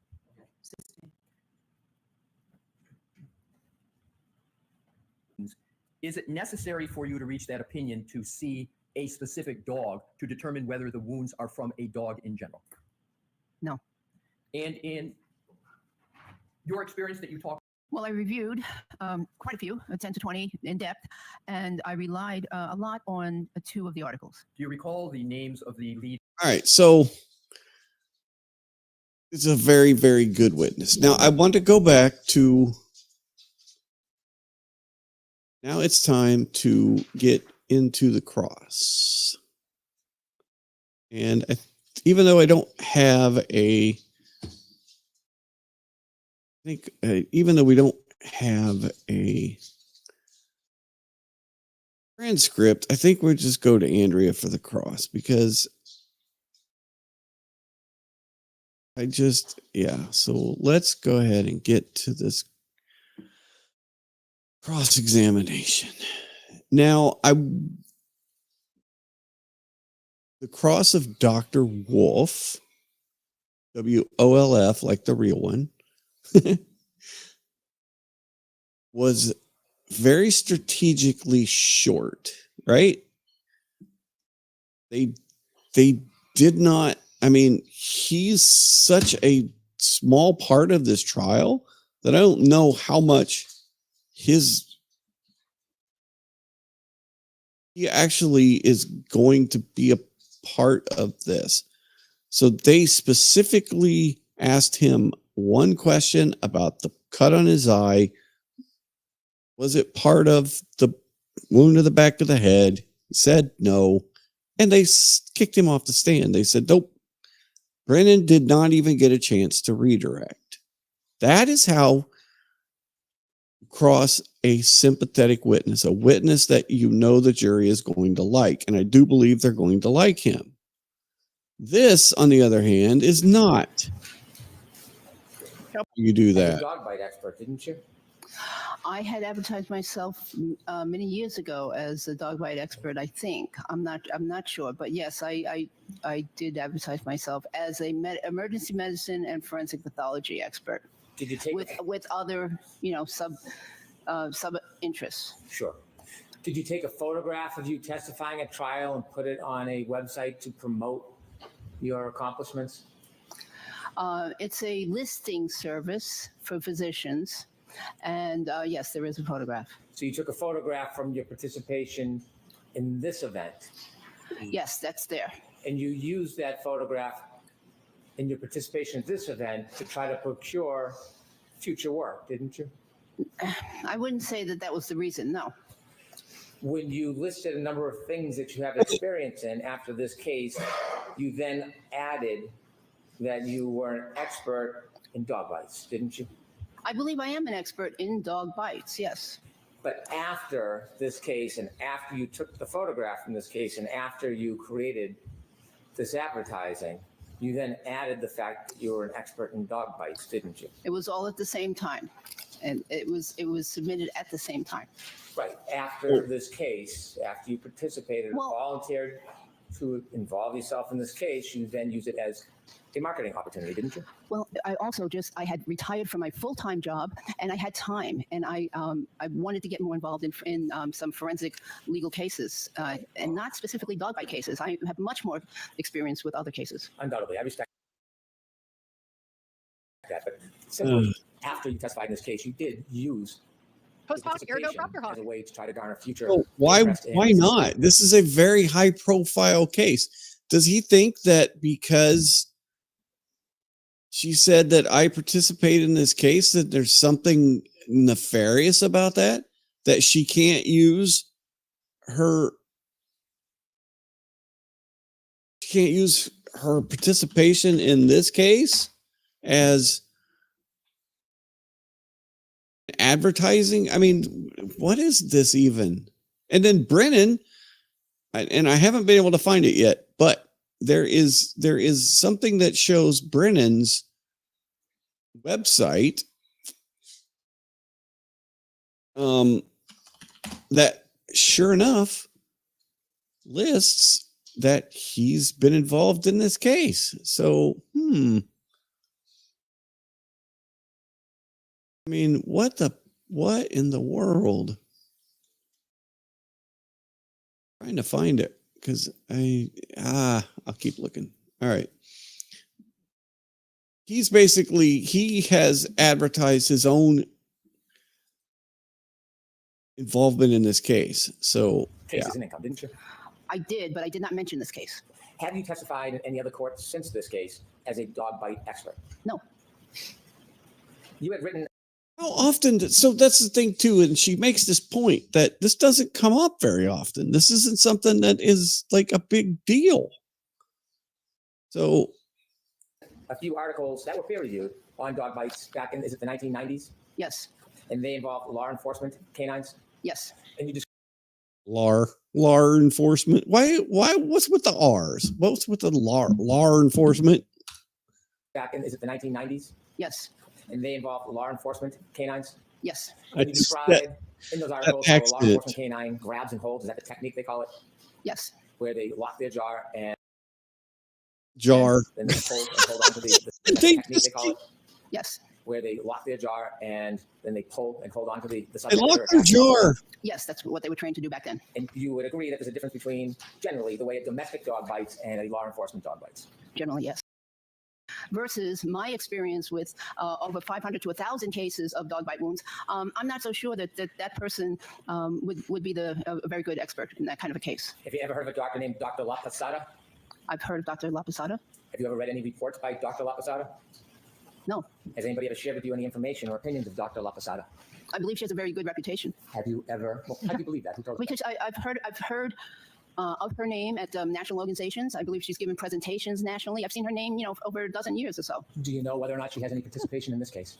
I believe she does. Well, so you know when you're providing accolades that she has maybe some involvement in this case? Do you know that? I would provide those same accolades if she didn't have involvement in this case. Do you know that she has involvement in this case? I believe she does. The attorneys have not shared everything with me in terms of who the witnesses are. Somebody must have shared her name. Who shared her name with you? I'm very familiar with her name outside this case. Who shared her name that she may be a participant in this case? I don't remember. I mean, listen to how much of a dick he is. Like, that's what I can't get over is why are you being a dick to her? Why?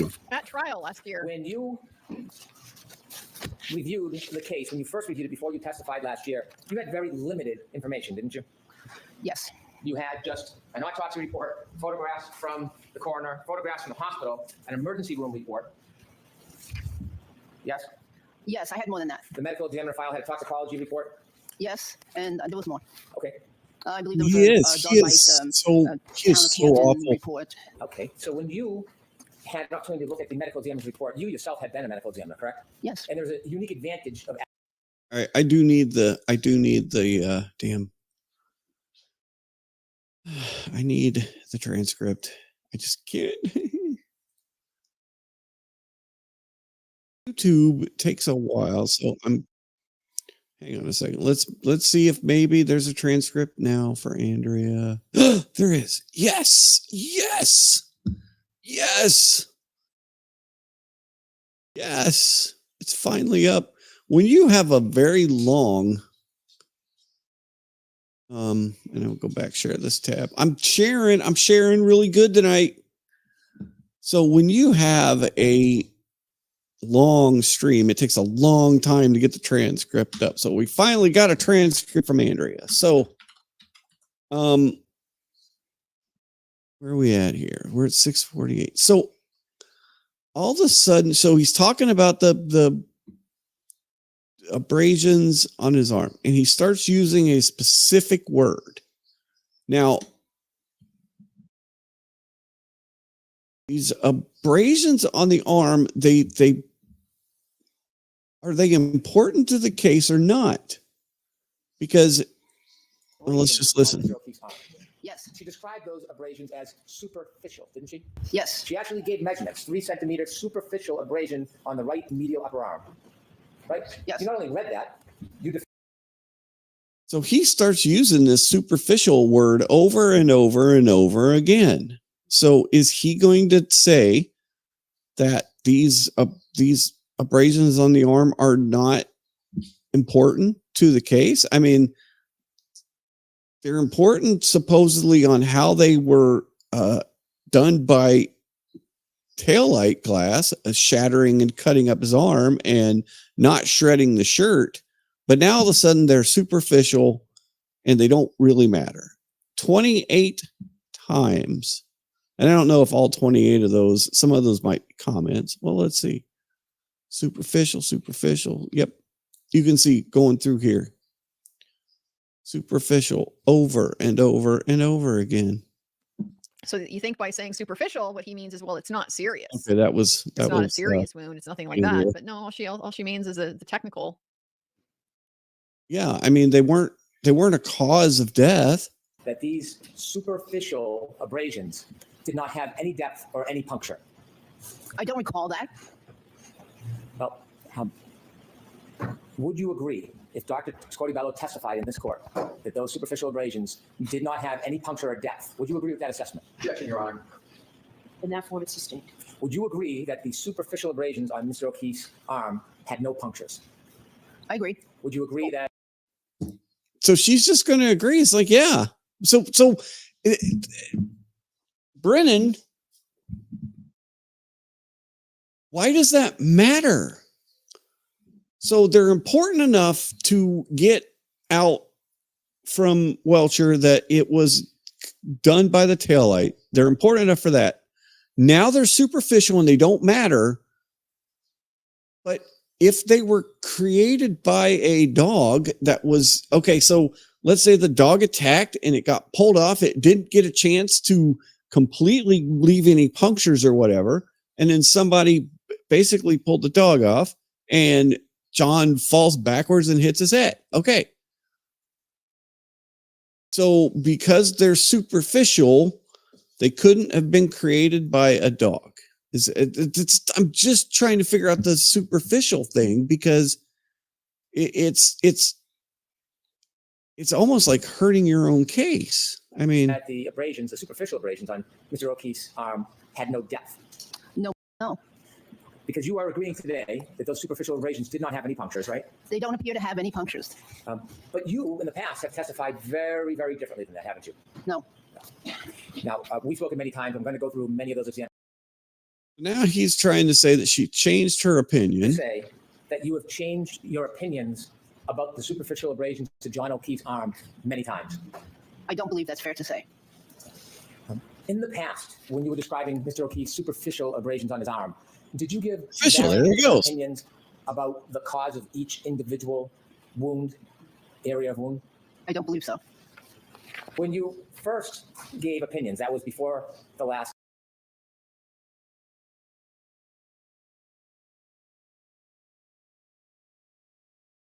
So, all right. Proceeding. You came in and you were questioned before you testified in that initial proceeding, right? I'm trying to be as specific as I can. You testified last year, and it was between those hearings. So I'm curious here too that they're not supposed to get into like everything that happened in the last trial or whatever is all like hearsay or whatever. So we're getting towards the end of cross, but he's basically saying that you've testified in the past. In that initial proceeding, right?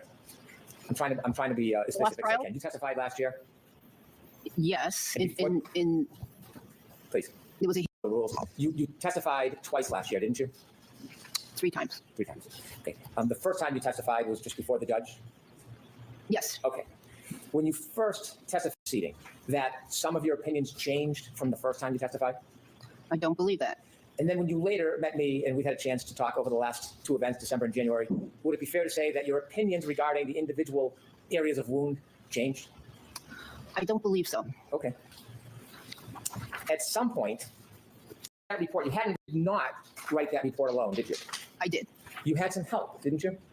Not in the content of the report. Well, you sent the report back a number of times for review and revisions, didn't you? In terms of organization. And some of the language in this report is really not your language. It's the language of somebody who helped you write some of this, isn't it? You know, if somebody helped me write it, it would have been much better written than that. Didn't you agree that you had Right there. She's so funny too. If been somebody to help me, it would have been better written. The report? Haven't you testified to that before? And no, and in terms of organization, there was some comments, though, this sentence belongs, with this paragraph or whatever. But in terms of content, that was my work. Well, it was your report, correct? It's my report. And when you write a report, it's your words, not somebody else's. Isn't that true? That's correct. But nevertheless, you had somebody assisting you. True? In terms of organization, yes. Who was helping you with the report? It was somebody from the law office. Well, it was this gentleman right here, Attorney Alisi, who just asked you questions. He helped. No, didn't he? actually, it wasn't. Oh, was it from his law firm that somebody? I believe so, but it was in terms of organization. Practice medicine. Physician and surgeon license. Mm-hmm. Do you have a physician and surgeon's license? I do. Okay. Have you ever practiced as a surgeon? Well, in the emergency department, we do surgery. We have to do some surgery sometimes. We have to open up people's chests and and. I don't. What is this? He's trying to say that you're not really. And compress the heart sometimes when they have gunshot wounds to the chest. I've had to put chest tubes in. I've had to debride dog bite wounds and other wounds. So yes, there is a component of surgery. If you do stitches, that's considered surgery, isn't it? Maybe. Well, medically speaking, stitches is surgery. I don't know. Maybe. Okay. Do you have a surgeon's license? What is he trying to like? What even is this? Well, you're not really a doctor. You're not really a surgeon, right? You're not a surgeon. So how can you testify about it?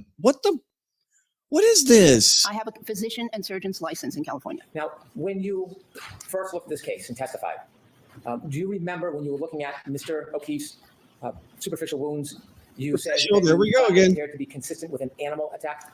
I do remember that. And when you were describing your opinion, when you first testified about this case, then you provided to this jury today. I was certain that it was a dog attack. However, as I mentioned before to you, in medicine, we're taught never, nothing is 100%, and therefore never say, anything's 100%. So that's why I gave that that generalization. However, I have reviewed the case. I personally was certain that that was a dog, that those were dog marks. Now I have reviewed this case over and over and over again. Plus, I've read additional articles. This right here. This is probably one of the best answers.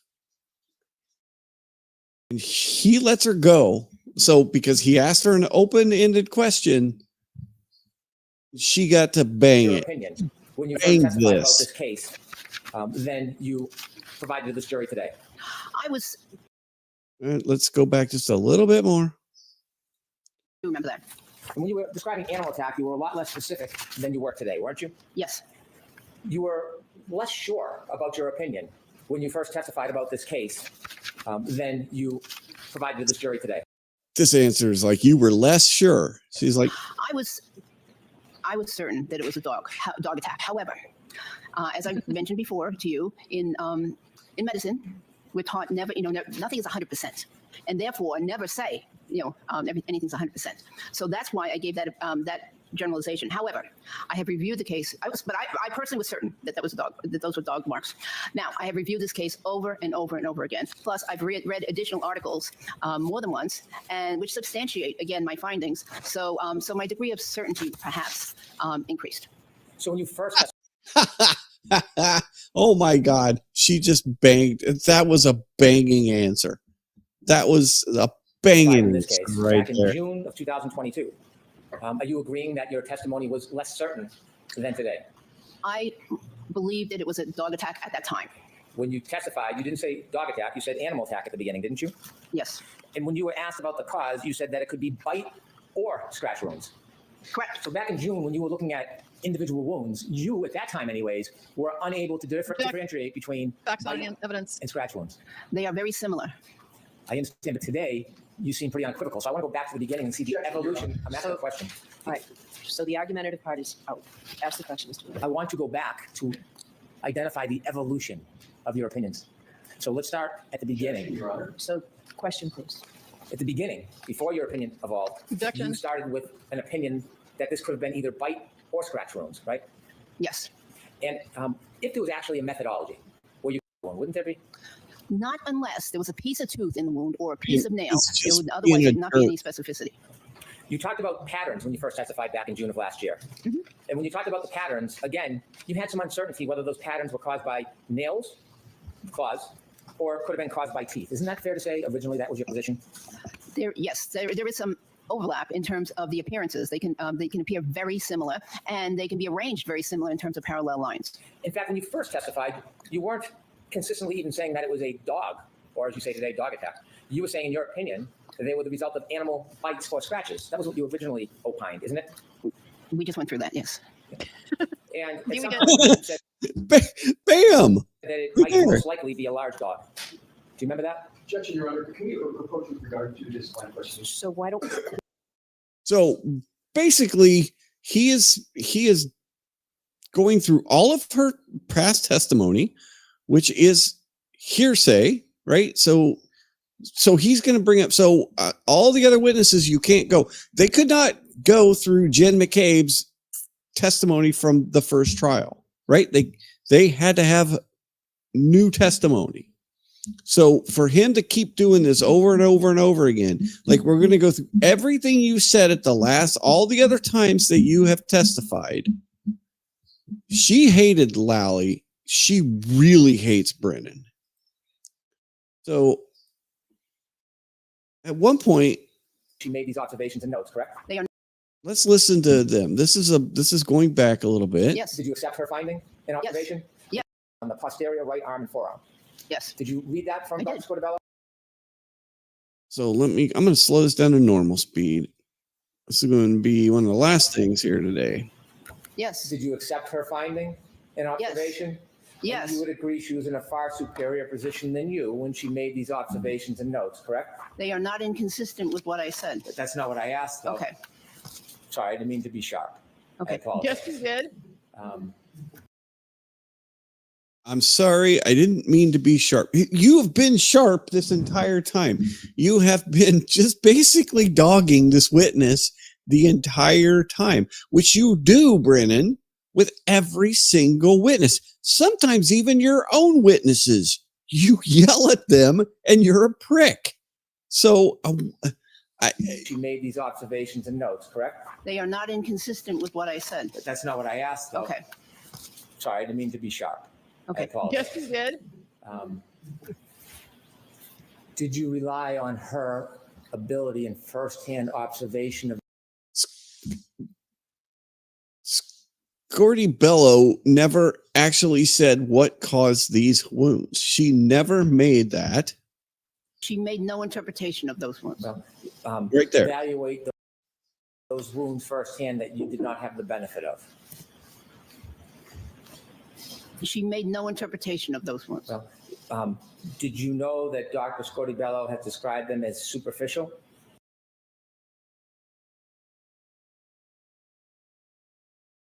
And we're back to that. So because they're superficial, again, I'm going to say this, because they're superficial, they can't have come from a dog. I mean,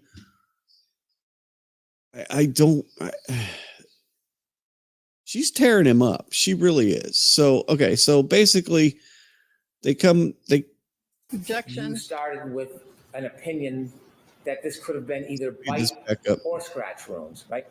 Yes.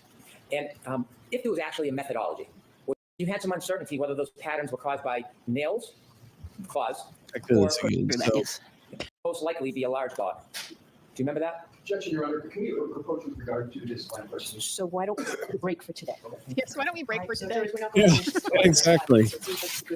Nobody's ever been scratched. Please do not discuss this case with anyone.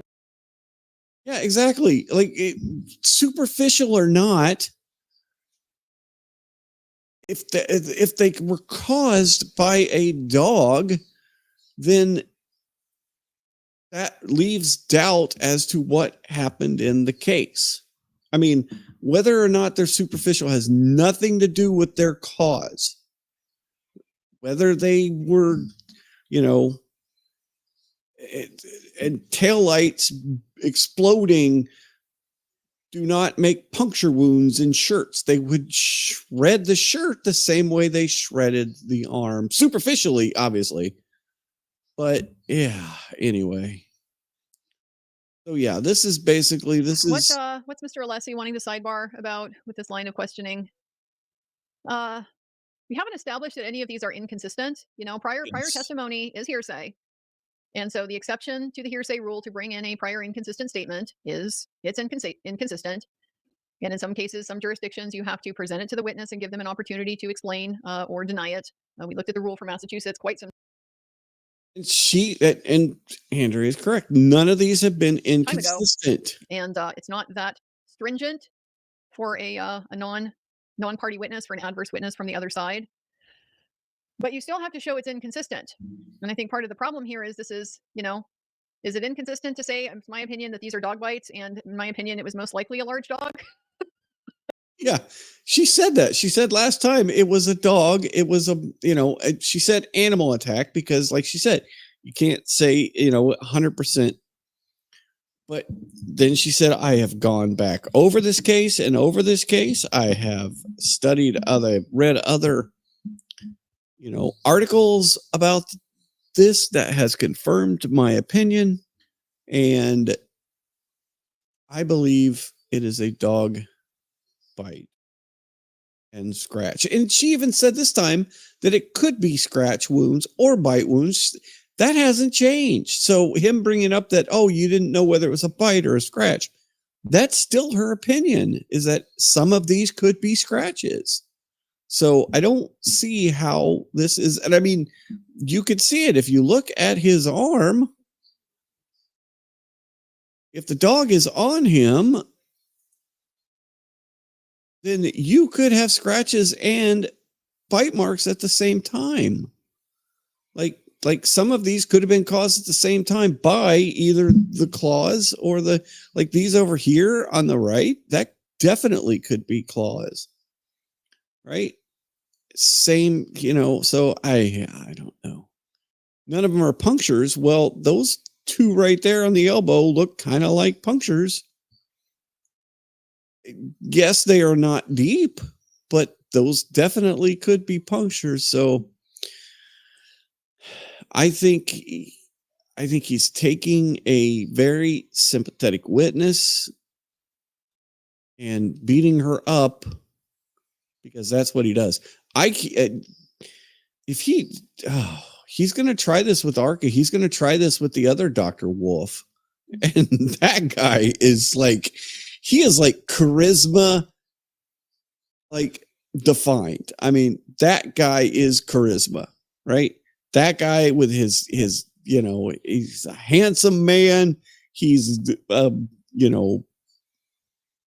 PhD, which I know Welcher was a PhD, but Welcher wasn't likable. That's the thing. Dr. Wolf and Dr. Rentschler from Arca are likable. So is Dr. Russell. And then the other doctor that they have coming up is also likable. So, yeah. All right. So,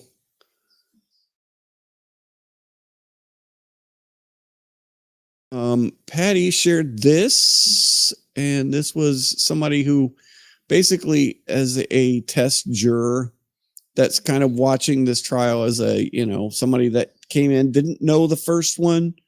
And this was about the Friday testimony. So I watched most of the day, but we drove to the beach weekend. It doesn't change my opinion about anything. I do think they have evidence that shows she might hit him, but it's not enough. Okay, well, keep watching, and then let's see if there's any update today.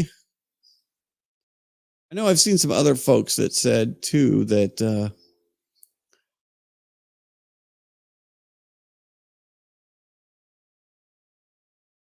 I'll have to keep. I will follow this. I'm already following Emily. Look at that. So, all right. Yeah, that I think I'd like to see her opinion after today. I'm gonna hide this real quick because I don't want to. That's May 16th.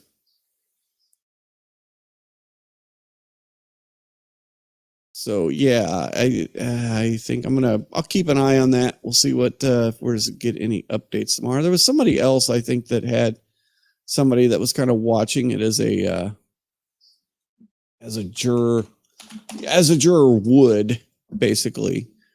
And yeah, I don't know. So I think I think the day was it's an interesting day. I think prosecution was able to soften the blow of the text messages.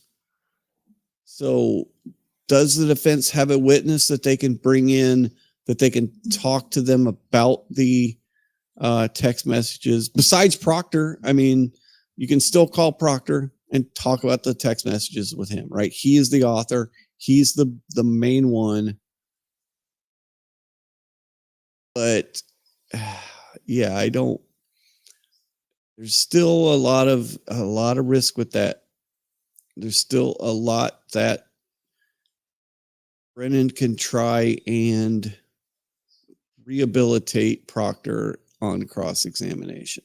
I mean, I don't know how much, but it's still a risk, right? Calling Proctor is a risk. If they can get the missing witness statement, which is a whole nother thing, which is basically the witness is available, but the other side doesn't want to call him for whatever reason. Basically that that witness will not be good for their case. So if you can get that instruction from Bev, if she will give the missing witness instruction, then that would, let's see, there was some stuff talked about today.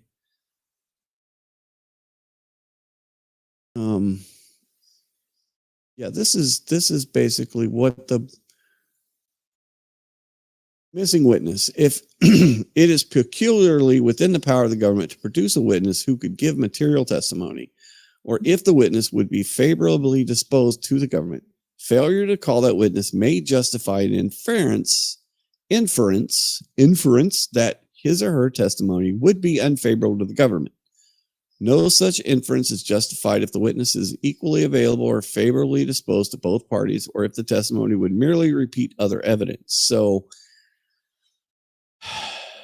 there's a couple things going on. So they're going to ask that she give this missing witness testimony, and they are going to ask Bev to allow them to call their expert on police matters, the former FBI agent. So they are going to ask that she reconsider that because, and I think the argument they're going to make, we haven't seen the argument yet, but the argument that they're going to make is, you said that during cross-examination, we could get that out of the police witnesses that we have. So far, the police witnesses have said that there was nothing wrong with their investigation, and they haven't called but Gallagher and Buchanan as far as police witnesses. So there's only been 2 witnesses that they could even get it out. Gallagher said that everything that they did was above board, even with their leaf blower and their red Solo cups. That was all, that's all just standard police work. I don't know what the hell you're talking about. And Buchanan said that everything, that Proctor did this, did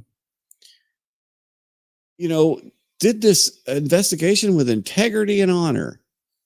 So I think they have in any normal court, they would have a very strong case, and most likely the judge probably wouldn't have disallowed that witness to begin with. But I don't think I'll bet $100 Bev would not undo what she said. There's no way Bev is going to undo her ruling. So yeah. All right. Another crazy day. So tomorrow we're going to have, let's see, we're going to have the finishing up of Dr. Russell. And let's see, I know I saw it.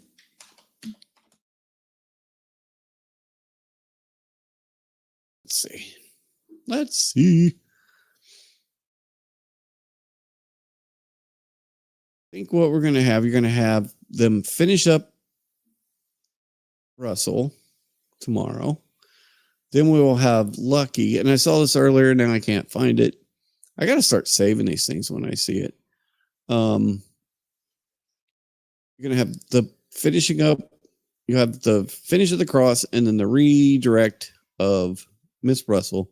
Then you're going to have Lucky. And then you're going to have the other medical examiner that they talked about today. Which I don't remember her name now. But that is going to be the next few witnesses. So they'll probably, I think they'll get Lucky in and out. I don't think he'll be on the stand very long. He was the plow driver that saw nobody on the lawn and then saw a Ford Edge parked at the same exact spot. And then the medical examiner that's going to talk about not actually having hypothermia. So we'll see. We'll see how much of I guess she's pretty well known, as Dr. Russell said. Yeah, I knew about her even before this case. So I don't know what you're I don't know what you're talking about. Why are you yelling at me? Stop yelling at me. Stop being a dick. Which dude can't help it. Brendan can't help being a jerk. He just can't. So yeah, it's a thing. All right. On that note, I'm gonna run out of here. I will leave you again with another short. This is actually the same short, but we talked about it. July 4th, I have a show that I have recorded the first few episodes of. It's taken me like 2 years to write it and cast it and create the first couple of episodes. And I say episodes like, there's a little bit of stuff here. I've got a whole lot more, but I've done the first few episodes. It's hard to do something like that and have a full-time job at the same time. So you do what you can. On July 4th, I'm going to release the first couple episodes. Then we'll have, I've got some I'm working on, and then we'll see how it goes. And then edit it. Yes, exactly. Edit it. So, so here is a little short. It's about one of the people. Basically, my show's making fun of the government and all the misinformation crap that we've gone through the last few years. And basically, what happens if the government would have actually made a bureau undermining misinformation, or BUM, as I call them. And so this is Anthony Miller. He has an interesting story to tell about how he got into this agency. So enjoy. It's this quick little 1 minute short. And and if you're interested, I've got a bunch on the site. So subscribe to the channel. I've got some stuff, that we've done over the year or so to kind of introduce the whole concept of the show. Got some shorts, got some longer stuff. And then at the beginning of the show tonight, there is a trailer. So my little trailer for the entire show. So if you go back to the very beginning, you'll see the trailer for Mistakes Were Made. And July 4th, big release. So I am going to, maybe I'll do some editing tonight. I don't know. We'll see. All right. Thank you. Thanks for hanging out. Thanks for all the chats. Thanks for being, like I said, please subscribe to the channel. Click the like button. And I'll be back tomorrow. We'll go over tomorrow's testimony because this case it's like nothing we've ever seen. And I don't know if we'll see something like this again. So, all right. Good night. Introducing Agent Anthony Tony Miller from the Bureau, undermining misinformation. Welcome to the office, huh? Agent Miller takes the mission seriously with an eye toward the future. Retirement, man. One word only. You don't look that old. How long you got? 14 years, 5 months, 7 days, give or take. Who's counting? When it comes to finding misinformation, Agent Miller brings his A game. It's obvious. Dude's not right. Nolan Ryan, way tougher than Roger Clemens, period. Agent Miller is also a master of the interrogation. I say we just let him stew for a little bit. We'll go catch some coffee, eat some food, maybe check the scores. Then we finally go in. I'll take some notes, but really they're just doodles. But I'm getting really good actually at some sketches. I'll show you later. Is there anything I can do for you guys? Chicky nuggies. Agent Anthony Miller, performing the mission of keeping us safe from dangerous misinformation.